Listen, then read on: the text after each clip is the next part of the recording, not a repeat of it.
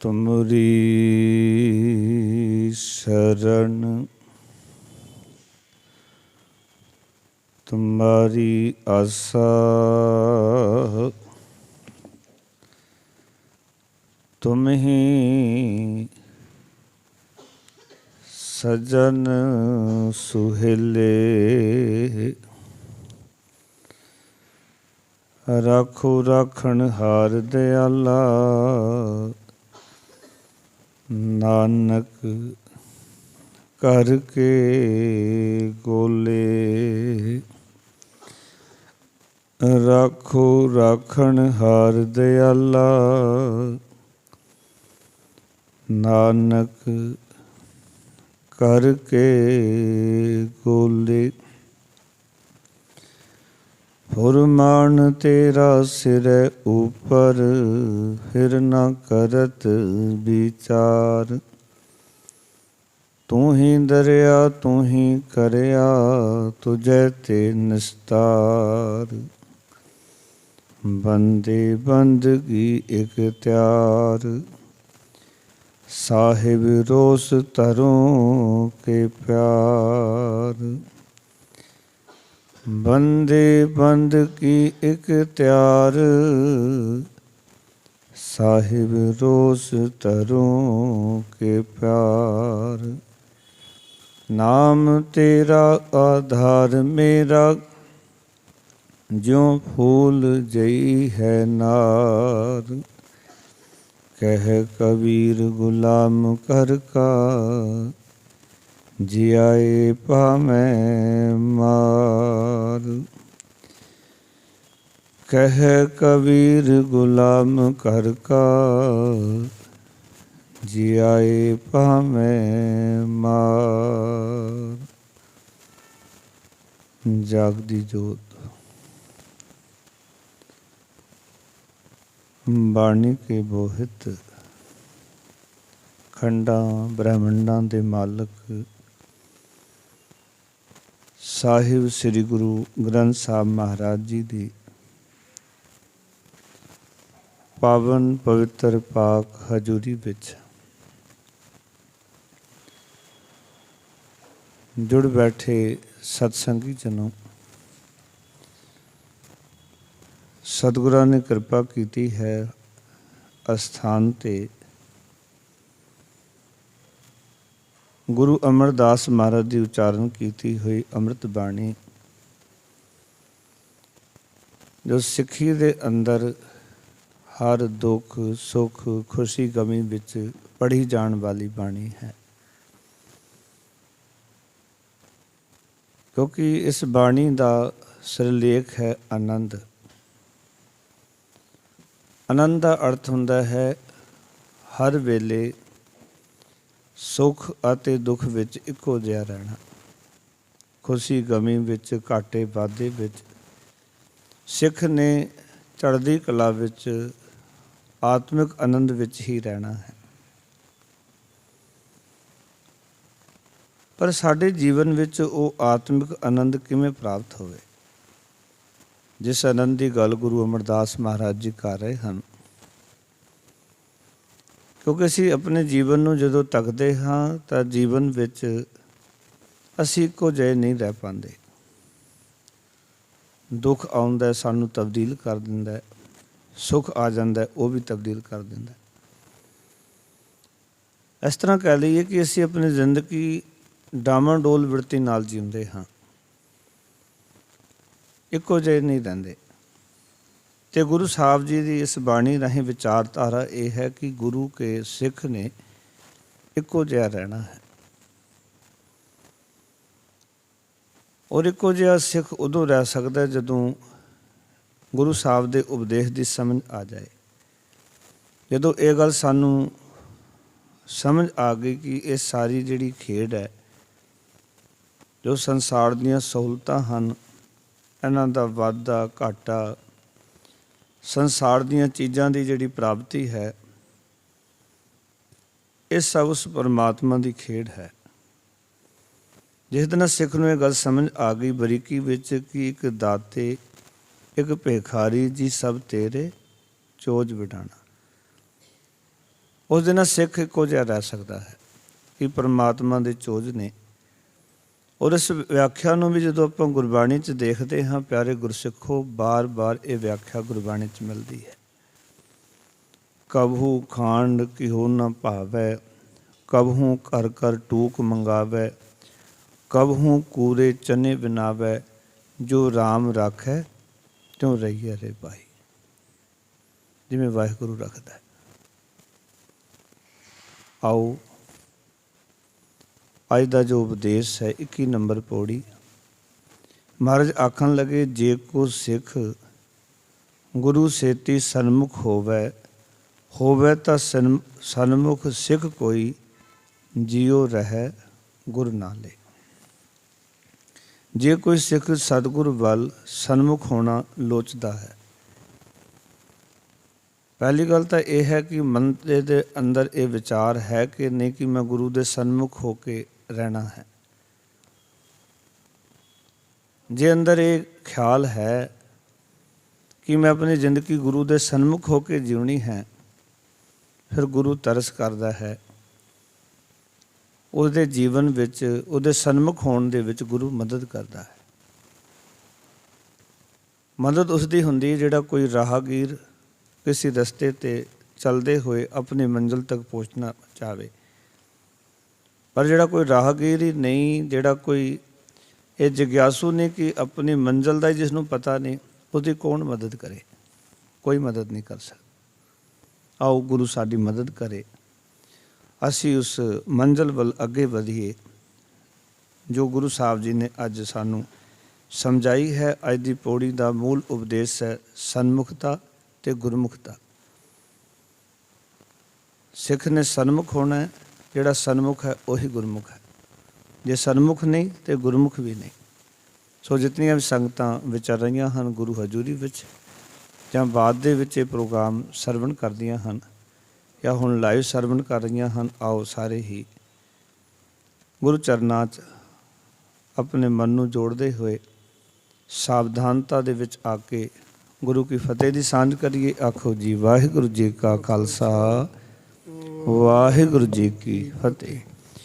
ਜੇ ਕੋ ਸਿੱਖ ਗੁਰੂ ਸੇਤੀ ਸਨਮੁਖ ਹੋਵੈ, ਜੇ ਕੋ ਸਿੱਖ ਗੁਰੂ ਸੇਤੀ ਸਨਮੁਖ ਹੋਵੈ, ਹੋਵੈ ਤਾਂ ਸਨਮੁਖ ਸਿੱਖ ਕੋਈ, ਹੋਵੈ ਤਾਂ ਸਨਮੁਖ ਸਿੱਖ ਕੋਈ, ਜਿਉ ਰਹਿ ਗੁਰ ਨਾਲੇ, ਜਿਉ ਰਹਿ ਗੁਰ ਨਾਲੇ। ਗੁਰ ਕੇ ਚਰਨ ਹਿਰਦੈ ਧਿਆਏ, ਗੁਰ ਕੇ ਚਰਨ ਹਿਰਦੈ ਧਿਆਏ। ਅੰਤਰ ਆਤਮੈ ਸਮਾਲੇ, ਅੰਤਰ ਆਤਮੈ ਸਮਾਲੇ। ਆਪ ਛੱਡ ਸਦਾ ਰਹਿ ਪਰਨੈ, ਆਪ ਛੱਡ ਸਦਾ ਰਹਿ ਪਰਨੈ। ਗੁਰ ਬਿਨ ਅਵਰ ਨ ਜਾਣੈ ਕੋਇ, ਗੁਰ ਬਿਨ ਅਵਰ ਨ ਜਾਣੈ ਕੋਇ। ਕਹੈ ਨਾਨਕ ਸੁਣੋ ਸੰਤੋ, ਕਹੈ ਨਾਨਕ ਸੁਣੋ ਸੰਤੋ। ਸੋ ਸਿੱਖ ਸਨਮੁਖ ਹੋਏ, ਸੋ ਸਿੱਖ ਸਨਮੁਖ ਹੋਏ। ਕਹੈ ਨਾਨਕ ਸੁਣੋ ਸੰਤੋ, ਕਹੈ ਨਾਨਕ ਸੁਣੋ ਸੰਤੋ। ਸੋ ਸਿੱਖ ਸਨਮੁਖ ਹੋਏ। ਸੋ ਸਿੱਖ ਸਨਮੁਖ ਹੋਏ। ਵਾਹਿਗੁਰੂ ਜੀ ਕਾ ਖਾਲਸਾ, ਵਾਹਿਗੁਰੂ ਜੀ ਕੀ ਫਤਿਹ। ਹਰ ਰੋਜ਼ ਹਰ ਇੱਕ ਸਿੱਖ ਜਦੋਂ ਗੁਰੂ ਹਜ਼ੂਰੀ ਵਿੱਚ ਆਉਂਦਾ ਹੈ ਤਾਂ ਗੁਰੂ ਹਜ਼ੂਰੀ ਵਿੱਚ ਸਿੱਖ ਦੀ ਰੋਜ਼ ਦੀ ਅਰਦਾਸ ਹੈ, ਜੋਦੜੀ ਹੈ, ਤਰਲਾ ਹੈ ਕਿ ਸਹੀ ਪਿਆਰੇ ਮੇਲ ਜਿਨ੍ਹਾਂ ਮਿਲਿਆ ਤੇਰਾ ਨਾਮ ਚਿਤਾਵੇ। ਉਹਨਾਂ ਨੂੰ ਮਿਲੀ ਹੈ ਪਰਮਾਤਮਾ ਜਿਨ੍ਹਾਂ ਨੂੰ ਮਿਲ ਕੇ ਤੂੰ ਚੇਤੇ ਆਵੇਂ। ਗੁਰਮੁਖਾਂ ਦਾ ਮੇਲ ਹੋਵੇ, ਸਨਮੁਖਾਂ ਦਾ ਦੀਦਾਰ ਹੋਵੇ, ਇਹ ਹਰ ਰੋਜ਼ ਦੀ ਮੰਗ ਹੈ। ਕਿਉਂਕਿ ਇੱਥੇ ਤਾਂ ਪੂਜਾ ਅਕਾਲ ਕੀ, ਪਰਚਾ ਸ਼ਬਦ ਕਾ, ਦੀਦਾਰ ਖਾਲਸੇ ਕਾ। ਗੁਰੂ ਗੋਬਿੰਦ ਸਿੰਘ ਮਹਾਰਾਜ ਕਹਿੰਦੇ ਨੇ ਸਿੱਖ ਹਰ ਰੋਜ਼ ਖਾਲਸੇ ਦਾ ਦੀਦਾਰ ਮੰਗੇ। ਕਿਉਂਕਿ ਇਹ ਕੁਦਰਤੀ ਹੈ, ਚੰਗਿਆਂ ਦਾ ਦੀਦਾਰ ਹੋਏਗਾ, ਭਾਵਨਾ ਵਾਲੇ ਗੁਰਸਿੱਖਾਂ ਦੇ ਦਰਸ਼ਨ ਹੋਣਗੇ, ਸਾਡੇ ਅੰਦਰ ਵਿੱਚ ਗੁਰੂ ਪ੍ਰਤੀ ਭਾਵਨਾ ਜਾਗੇਗੀ, ਪ੍ਰੇਮ ਜਾਗੇਗਾ। ਮਾੜਿਆਂ ਦੇ ਦਿਦਾਰ ਹੋਣਗੇ, ਸਾਡੇ ਅੰਦਰ ਵੀ ਕੁਕਰਮਾਂ ਦਾ ਜਨਮ ਹੋਏਗਾ, ਵਿਕਾਰਾਂ ਵਾਲੀ ਵਾਸਨਾ ਦਾ ਜਨਮ ਹੋਏਗਾ। ਇਹ ਜਿਸ ਨੂੰ ਅਸੀਂ ਦੇਖਦੇ ਹਾਂ ਉਸਦਾਂ ਦੀ ਬਿਰਤੀ ਸਾਡੇ ਅੰਦਰ ਪੈਦਾ ਹੁੰਦੀ ਹੈ। ਇਸ ਕਰਕੇ ਹੀ ਗੁਰਬਾਣੀ ਦੀ ਤਤਸਾਰ ਨੂੰ ਵੇਖੀਏ। ਭਗਤ ਨਾਮਦੇਵ ਜੀ ਆਖਦੇ ਨੇ, ਜੋ ਨਾ ਭਜਨ ਤੇ ਨਾਰਾਇਣਾ, ਤਿਨ ਕਾ ਮੈਂ ਨਾ ਕਰੂੰ ਦਰਸ਼ਨ। ਕਿਉਂ ਨਹੀਂ ਦਰਸ਼ਨ ਕਰਨਾ? ਕਹਿੰਦੇ ਤਿਨ ਕੈ ਭੀਤਰ ਹੈ ਅੰਤਰਾ, ਜੈਸੇ ਪਸ ਤੈਸੇ ਓਏ ਨਰਾ। ਕਿਉਂਕਿ ਉਹ ਅੰਦਰੋਂ ਤੇ ਬਾਹਰੋਂ ਇੱਕ ਨਹੀਂ। ਉਹਨਾਂ ਦਾ ਅੰਦਰਲਾ ਜੀਵਨ ਬਾਹਰ ਦਾ ਜੀਵਨ ਇੱਕੋ ਜਿਹਾ ਨਹੀਂ, ਉਹਨਾਂ ਦੇ ਅੰਦਰ ਅੰਤਰ ਹੈ, ਫਰਕ ਹੈ। ਜੋ ਨਾ ਭਜਨ ਤੇ ਨਾਰਾਇਣਾ, ਤਿਨ ਕਾ ਮੈਂ ਨਾ ਕਰੂੰ ਦਰਸ਼ਨਾ, ਤਿਨ ਕੈ ਭੀਤਰ ਹੈ ਅੰਤਰਾ, ਜੈਸੇ ਪਸ ਤੈਸੇ ਓਏ ਨਰਾ। ਪ੍ਰਣਵੈ ਨਾਮ ਦੇਵ ਨਾਕੇ ਬਿਨਾ, ਨਾ ਸੋ ਹੈ 32 ਸੁਲੱਖਣਾ। ਕਹਿੰਦੇ ਕਿਸੇ ਇਸਤਰੀ ਦੇ ਅੰਦਰ 32 ਲੱਖਣ ਹੋਣ ਪਰ ਨਕ ਨਾ ਹੋਵੇ, ਸੋਹਣੀ ਕੋਈ ਨਹੀਂ ਲੱਗਦੀ। ਇਸ ਤਰ੍ਹਾਂ ਬੰਦੇ ਦੇ ਅੰਦਰ ਜਿਤਨੇ ਮਰਜ਼ੀ ਗੁਣ ਹੋਣ ਪਰ ਉਸਦੇ ਅੰਦਰ ਗੁਰੂ ਕੀ ਸਿੱਖਿਆ, ਗੁਰੂ ਕਾ ਨਾਮ ਨਹੀਂ, ਗੁਰਮੁਖਤਾਈ ਨਹੀਂ, ਤੇ ਉਹ ਕਿਸੇ ਅਰਥ ਨਹੀਂ। ਇਸ ਕਰਕੇ ਉਹਨਾਂ ਦੇ ਦੀਦਾਰ ਨਾ ਬਖਸ਼ੀ ਮਹਾਰਾਜ ਜਿਨ੍ਹਾਂ ਦੇ ਅੰਦਰ ਤੇਰਾ ਨਾਮ ਨਹੀਂ। ਪਰ ਜਿਹੜੇ ਨਾਮ ਜਪਦੇ ਨੇ ਉਹਨਾਂ ਦੀ ਮੰਗ ਹੈ ਹਰ ਰੋਜ਼, ਹਰ ਵੇਲੇ ਸਿੱਖ ਦੀ ਮੰਗ। ਅੰਮ੍ਰਿਤ ਵੇਲੇ ਉੱਠਦਾ, ਜਦੋਂ ਜਪ ਪੜ੍ਹਦਾ ਤੇ ਗੁਰੂ ਚਰਨਾਂ 'ਚ ਅਰਦਾਸ ਕਰਦਾ, ਜਿਨੀ ਨਾਮ ਧਿਆਇਆ ਗਏ ਮਸਕਤ ਕਾਲ, ਨਾਨਕ ਤੇ ਮੁਖ ਉਜਲੇ ਕੀਤੀ ਛੁੱਟੀ ਨਾਲ। ਜਦੋਂ ਰਹਿਰਾਸ ਕਰਦਾ ਤੇ ਅਰਦਾਸ ਕਰਦਾ, ਨਾਹੂ ਜਤੀ ਸਤੀ ਨਹੀਂ ਪੜਿਆ, ਮੂਰਖ ਮੁਗਦਾ ਜਨਮ ਪਿਆ, ਪ੍ਰਣਵਤ ਨਾਨਕ ਤਿਨ ਕੀ ਸਰਨਾ, ਜਿਨ ਤੂੰ ਨਾਹੀ ਵਿਸਰਿਆ। ਮੈਂ ਉਹਨਾਂ ਦੀ ਸਰਨ ਵਿੱਚ ਹਾਂ ਵਾਹਿਗੁਰੂ ਜਿਨ੍ਹਾਂ ਨੂੰ ਤੂੰ ਨਹੀਂ ਭੁੱਲਦਾ। ਸੌਣ ਲੱਗਿਆ ਸਿੱਖ ਸੋਲਾ ਕਰਦਾ ਤੇ ਕਹਿੰਦਾ, ਅੰਤਰ ਜਾਮੀ ਪੁਰਖ ਵਿਧਾਤੇ ਸ਼ਰਧਾ ਮਨ ਕੀ ਪੂਰੇ, ਨਾਨਕ ਦਾਸ ਇਹ ਸੁਖ ਮੰਗੈ ਮੋਕੋ ਕਰ ਸੰਤਨ ਕੀ ਤੋਰੇ। ਸਾਰੀ ਮੰਗ ਹੀ ਸਿੱਖੀ ਦੀ ਗੁਰਮੁਖਾਂ ਦੀ ਹੈ। ਕਿਉਂਕਿ ਜਦੋਂ ਗੁਰਮੁਖਾਂ ਦੇ ਦੀਦਾਰ ਹੋਣਗੇ, ਖਾਲਸੇ ਦਾ ਦੀਦਾਰ ਹੋਏਗਾ ਤੇ ਖਾਲਸਾ ਬਣਨ ਦਾ ਚਾਅ ਪੈਦਾ ਹੋਏਗਾ। ਜਦੋਂ ਮਨਮੁਖਾਂ ਦੇ ਦਰਸ਼ਨ ਹੋਣਗੇ ਤੇ ਸਾਡੇ ਜੀਵਨ 'ਚ ਮਨਮੁਖਤਾਈ ਆ ਜਾਣੀ ਹੈ। ਦੇਖੋ, ਸਾਨੂੰ ਗੁਰੂ ਸਾਹਿਬ ਜੀ ਨੇ ਬਾਰੰਬਾਰ ਬਾਣੀ 'ਚ ਕਿਹਾ। ਤੁਸੀਂ ਕਹੋਗੇ ਵੀ ਸਾਨੂੰ ਤੇ ਕਿਹਾ ਵੀ ਗੁਰਮੁਖਾਂ ਦੇ ਦਰਸ਼ਨ ਕਰੋ, ਪਰ ਆਪ ਗੁਰੂ ਨਾਨਕ ਪਾਤਸ਼ਾਹ ਤੇ ਕਿਸੇ ਗੁਰਮੁਖ ਕੋਲ ਨਹੀਂ ਗਏ। ਉੱਥੇ ਗਏ ਸੱਜਣ ਠੱਗ ਵਰਗੇ ਕੋਲ, ਬਲੀ ਗੰਧਾਰੀ ਵਰਗੇ ਕੋਲ, ਹਮਜਾ ਗੋਂਸ ਵਰਗੇ ਕੋਲ, ਕਿਤਨੇ ਕਲਯੁਗੀ ਪਾਂਡੇ ਵਰਗੇ ਠੱਗ ਲੋਕ ਜਿਹੜੇ ਬੈਠੇ ਸਨ। ਸਤਿਗੁਰ ਗਏ ਕਿਉਂਕਿ ਸਤਿਗੁਰ ਅੰਦਰੋਂ ਇਤਨੇ ਪੱਕੇ ਸਨ ਗੁਰਸਿੱਖੋ ਕਿ ਉਹਨਾਂ ਦੇ ਜੀਵਨ ਨੂੰ ਉਹ ਲੋਕ ਤਬਦੀਲ ਨਹੀਂ ਸੀ ਕਰ ਸਕਦੇ। ਜੇ ਸੱਜਣ ਠੱਗ ਕੋਲ ਜਾਂਦੇ ਨੇ ਨਾ ਬਾਬਾ ਨਾਨਕ ਜੀ, ਤਾਂ ਸੱਜਣ ਠੱਗ ਗੁਰੂ ਨਾਨਕ ਪਾਤਸ਼ਾਹ ਦੇ ਉੱਤੇ ਆਪਣਾ ਪ੍ਰਭਾਵ ਨਹੀਂ ਪਾਉਂਦਾ, ਪੈ ਹੀ ਨਹੀਂ ਸਕਦਾ ਸੀ। ਪਰ ਜੇ ਅਸੀਂ ਸੱਜਣ ਠੱਗ ਵਰਗੇ ਕੋਲ ਚਲੇ ਗਏ ਤਾਂ ਅਸੀਂ ਉਹਦਾ ਪ੍ਰਭਾਵ ਕਬੂਲ ਕੇ ਆ ਜਾਣਾ, ਕਿਉਂਕਿ ਸਾਡੇ ਅੰਦਰ ਉਤਨੀ ਬੰਦਗੀ ਨਹੀਂ, ਉਸਨੇ ਭਗਤੀ ਨਹੀਂ, ਪਰਮਾਤਮਾ ਦਾ ਸਿਮਰਨ ਨਹੀਂ, ਉਸਦੀ ਯਾਦ ਨਹੀਂ ਸਾਡੇ ਅੰਦਰ। ਅਸੀਂ ਮਾੜਿਆਂ ਦੇ ਪ੍ਰਭਾਵ ਨੂੰ ਕਬੂਲ ਕਰਕੇ ਆ ਜਾਂਦੇ। ਇਸ ਕਰਕੇ ਜੀਵਨ 'ਚ ਯਾਦ ਰੱਖਣਾ ਕਿ ਹਮੇਸ਼ਾ ਹੀ ਆਪਣੇ ਜੀਵਨ ਵਿੱਚ ਚੰਗਿਆਂ ਦੀ ਮੰਗ ਕਰਨੀ, ਚੰਗਿਆਂ ਦੀ ਸੰਗਤ ਕਰਨੀ, ਇਹ ਮਨ 'ਚ ਖਿਆਲ ਰਵੇ। ਕਿਉਂਕਿ ਗੁਰੂ ਸਾਹਿਬ ਦੀ ਬਾਣੀ ਆਖਦੀ ਹੈ, ਉੱਤਮ ਸੰਗਤ ਉੱਤਮ ਹੋਵੇ, ਗੁਣ ਕੋ ਧਾਵੈ ਅਵਗੁਣ ਧੋਵੈ। ਉੱਤਮ ਦਾ ਅਰਥ ਹੈ ਚੰਗੀ ਸੰਗਤ ਜਿਹੜੀ ਹੈ ਨਾ, ਉਹ ਸਾਨੂੰ ਉੱਤਮ ਕਰ ਦਿੰਦੀ ਹੈ, ਚੰਗਾ ਬਣਾ ਦਿੰਦੀ। ਚੰਗੀ ਸੰਗਤ ਵਿੱਚ ਆਵਾਂਗੇ ਤੇ ਸਾਡੇ ਵਾਸਤੇ ਗੁਣਾਂ ਵਾਸਤੇ ਦੌੜਨ ਦੀ ਪ੍ਰੇਰਨਾ ਮਿਲਦੀ। ਚੰਗੀ ਸੰਗਤ ਵੀ ਜਿੱਥੇ ਵੀ ਗੁਣ ਮਿਲਦੇ ਨੇ ਭਾਈ ਦੌੜ ਕੇ ਜਾਇਆ ਕਰ। ਹੁਣ ਮੈਂ ਦੇਖਦਾ ਕਈ ਸੰਗਤਾਂ ਜਦੋਂ ਸਤਸੰਗ ਇੱਥੇ ਆਰੰਭ ਹੁੰਦਾ ਤੇ ਦੌੜ ਦੌੜ ਕੇ ਆਉਂਦੀਆਂ, ਕਿਉਂਕਿ ਗੁਰੂ ਦੀ ਗੱਲ ਹੋਣੀ ਹੈ, ਬਾਪੂ ਦੀ ਬਾਣੀ ਦੀ ਵਿਚਾਰ ਹੋਣੀ ਹੈ। ਸੰਗਤਾਂ ਘਰੋਂ ਦੌੜ ਲਾਉਂਦੀਆਂ ਨੇ ਵੀ ਛੇਤੀ ਪਹੁੰਚ ਜਾਈਏ ਸਮਾਂ ਸਿਰ। ਮਹਾਰਾਜ ਕਹਿੰਦੇ ਨੇ ਜਦੋਂ ਚੰਗੀ ਸੰਗਤ 'ਚ ਬੈਠਾਂਗੇ ਤੇ ਚੰਗੀ ਸੰਗਤ ਪ੍ਰੇਰਨਾ ਕਰਦੀ ਹੈ ਕਿ ਗੁਣਾਂ ਵਾਸਤੇ ਦੌੜਨਾ ਹੈ। ਕਿਉਂਕਿ ਗੁਣਾਂ ਵਾਸਤੇ ਜਿਹੜਾ ਦੌੜਦਾ, ਗੁਣ ਇਕੱਠੇ ਕਰਨ ਵਾਸਤੇ। ਇਹ ਗੱਲ ਜੀਵਨ 'ਚ ਯਾਦ ਰੱਖਣਾ, ਪੈਸਾ ਦੁਨੀਆ ਇਕੱਠਾ ਕਰਦੀ ਹੈ, ਕਿਸੇ ਦੇ ਨਾਲ ਨਹੀਂ ਜਾਂਦਾ। ਗੁਣ ਕੋਈ ਵਿਰਲਾ ਇਕੱਠਾ ਕਰਦਾ ਹੈ, ਪਰ ਗੁਣ ਹਰ ਥਾਂ 'ਤੇ ਉਸਦੇ ਨਾਲ ਨਿਭਦੇ ਨੇ। ਪੈਸਾ ਸਾਰੀਆਂ ਥਾਵਾਂ 'ਤੇ ਨਹੀਂ ਨਿਭਦਾ, ਪਰ ਤੁਹਾਡੇ ਇਕੱਠੇ ਕੀਤੇ ਹੋਏ ਗੁਣ ਤੁਹਾਡੇ ਨਾਲ ਨੇ। ਜਿਵੇਂ ਸਿਆਣੇ ਕਹਿੰਦੇ ਸਨ ਨਾ ਕਿ ਇੱਕ ਪੇਕੇ ਘਰ ਵਿੱਚ ਧੀ ਹੁੰਦੀ ਹੈ ਨਾ, ਉਹਨੂੰ ਹਮੇਸ਼ਾ ਸਿਆਣੀ ਮਾਂ ਕਹਿੰਦੀ ਬੇਟਾ ਕੁਛ ਚੱਜ ਸਿੱਖ ਲੈ। ਕਢਾਈ ਬਣਾਈ ਆਉਂਦੀ ਤੈਨੂੰ? ਪੁਰਾਤਨ ਸਮਾਂ ਸੀ ਜਦੋਂ ਕਿ ਲੋਕ ਕਹਿੰਦੇ ਸਨ ਬੇਟਾ ਕਢਾਈ ਬਣਾਈ ਸਿੱਖ ਲੈ, ਕੋਈ ਘਰ ਦੇ ਕੰਮ ਸਿੱਖ ਲੈ, ਰੋਟੀ ਪਕਾਉਣੀ ਸਿੱਖ ਲੈ। ਕਿਉਂਕਿ ਉਹਨਾਂ ਨੂੰ ਪਤਾ ਹੈ ਕਿ ਅਸੀਂ ਜਿੰਨਾ ਮਰਜ਼ੀ ਦਾਜ ਦੇ ਦਈਏ ਪਰ ਇਸ ਦੀ ਕਦਰ ਗੁਣਾ ਕਰਕੇ ਹੀ ਪਏਗੀ। ਇੱਥੇ ਇੱਕ ਵਾਰ ਉਚਾਰਨ ਕਰੋ ਸਤਿਨਾਮ। ਇਹਦਾ ਵਾਸਾ ਵੀ ਵਸੇਵਾ ਵੀ ਗੁਣਾ ਕਰਕੇ ਹੋਣਾ। ਇੱਥੇ ਸਹੁਰੇ ਘਰ ਦੇ ਵਿੱਚ ਜਦੋਂ ਜਾਏਗੀ ਗੁਣਾ ਕਰਕੇ ਇਸ ਦਾ ਮੁੱਲ ਪੈਣਾ। ਸਾਡੇ ਦੇਸ਼ ਦੇਣ ਨਾਲ, ਸਾਡੇ ਸੋਹਣੇ ਕੱਪੜੇ ਦੇਣ ਨਾਲ ਕੋਈ ਮੁੱਲ ਨਹੀਂ। ਯਾਦ ਰੱਖਣਾ, ਅਸੀਂ ਠੀਕ ਹੈ ਜੋ ਮਰਜ਼ੀ ਭੇਟਾ ਗੁਰੂ ਨੂੰ ਅਰਪਣ ਕਰੀਏ, ਰੁਮਾਲੇ ਭੇਟਾ ਕਰੀਏ ਹੈ ਜੀ, ਲੰਗਰ ਦੇ ਵਾਸਤੇ ਰਸਤਾ ਦੇਈਏ, ਹੋਰ ਚੀਜ਼ਾਂ ਭੇਟਾ ਕਰੀਏ, ਪਰ ਸਿੱਖੋ ਮੁੱਲ ਸਾਡੇ ਗੁਣਾ ਕਰਕੇ ਵਾਹਿਗੁਰੂ ਦੀ ਦਰਗਾਹ 'ਚ ਪੈਣਾ। ਇਸ ਕਰਕੇ ਨਹੀਂ ਪੈਣਾ ਵੀ ਤੁਸੀਂ ਬੜੇ ਰੁਮਾਲੇ ਭੇਟਾ ਕੀਤੇ, ਤੁਸੀਂ ਬੜੀ ਲੰਗਰ ਦੀ ਸੇਵਾ ਕੀਤੀ, ਬੜਾ ਕੁਛ ਕੀਤਾ, ਪਰ ਗੁਰੂ ਸਾਹਿਬ ਦੀ ਦਰਗਾਹ ਵਿੱਚ ਤਾਂ ਸਿਰਫ ਗੁਣਾ ਕਰਕੇ ਤੁਹਾਡਾ ਮੁੱਲ ਹੈ। ਜੇ ਗੁਣ ਹੈਗੇ ਨੇ ਤਾਂ ਵਾਹਿਗੁਰੂ ਜੀ ਨੇ ਆਪਣੀ ਗਲਵੱਕੜੀ 'ਚ ਸਾਨੂੰ ਲੈ ਲੈਣਾ, ਅਤੇ ਜੇ ਸਾਡੇ ਪੱਲੇ ਗੁਣ ਹੀ ਨਹੀਂ ਫਿਰ ਸਾਡੇ ਬਾਕੀ ਕੰਮਾਂ ਦਾ ਕੋਈ ਮੁੱਲ ਨਹੀਂ। ਇਸ ਕਰਕੇ ਗੁਰਦੇਵ ਪਿਤਾ ਸਮਝਾਉਂਦੇ ਨੇ ਕਿ ਸਿੱਖ ਜਿਹੜਾ ਹੈ ਉਹ ਇਸ ਵੇਲੇ ਪੇਕੇ ਘਰ ਵਿੱਚ ਹੈ। ਅਸੀਂ ਸਹੁਰੇ ਘਰ ਜਾਣਾ, ਜਿਹਨੂੰ ਮਾਰ ਕਹਿੰਦੇ ਨੇ ਸਭਨਾ ਸਹੁਰੇ ਵੰਜਨਾ ਸਭ ਮੁਕਲਾਵਨ ਹਾਰ। ਸਾਰਿਆਂ ਨੇ ਸਹੁਰੇ ਘਰ ਜਾਣਾ, ਆਪਾਂ ਪੇਕੇ ਘਰ 'ਚ ਸਾਰੇ। ਅਤੇ ਸਹੁਰੇ ਘਰ ਵਿੱਚ ਜਦੋਂ ਜਾਈਏ ਨਾ ਫਿਰ ਸਾਡੇ ਕੋਲ ਗੁਣ ਹੋਣੇ ਚਾਹੀਦੇ ਨੇ।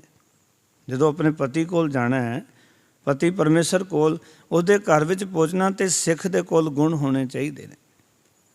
ਗੁਣਾਂ ਤੋਂ ਬਿਨਾਂ ਉੱਥੇ ਕਿਸੇ ਨੇ ਸਾਡੀ ਸਾਰ ਨਹੀਂ ਲੈਣੀ।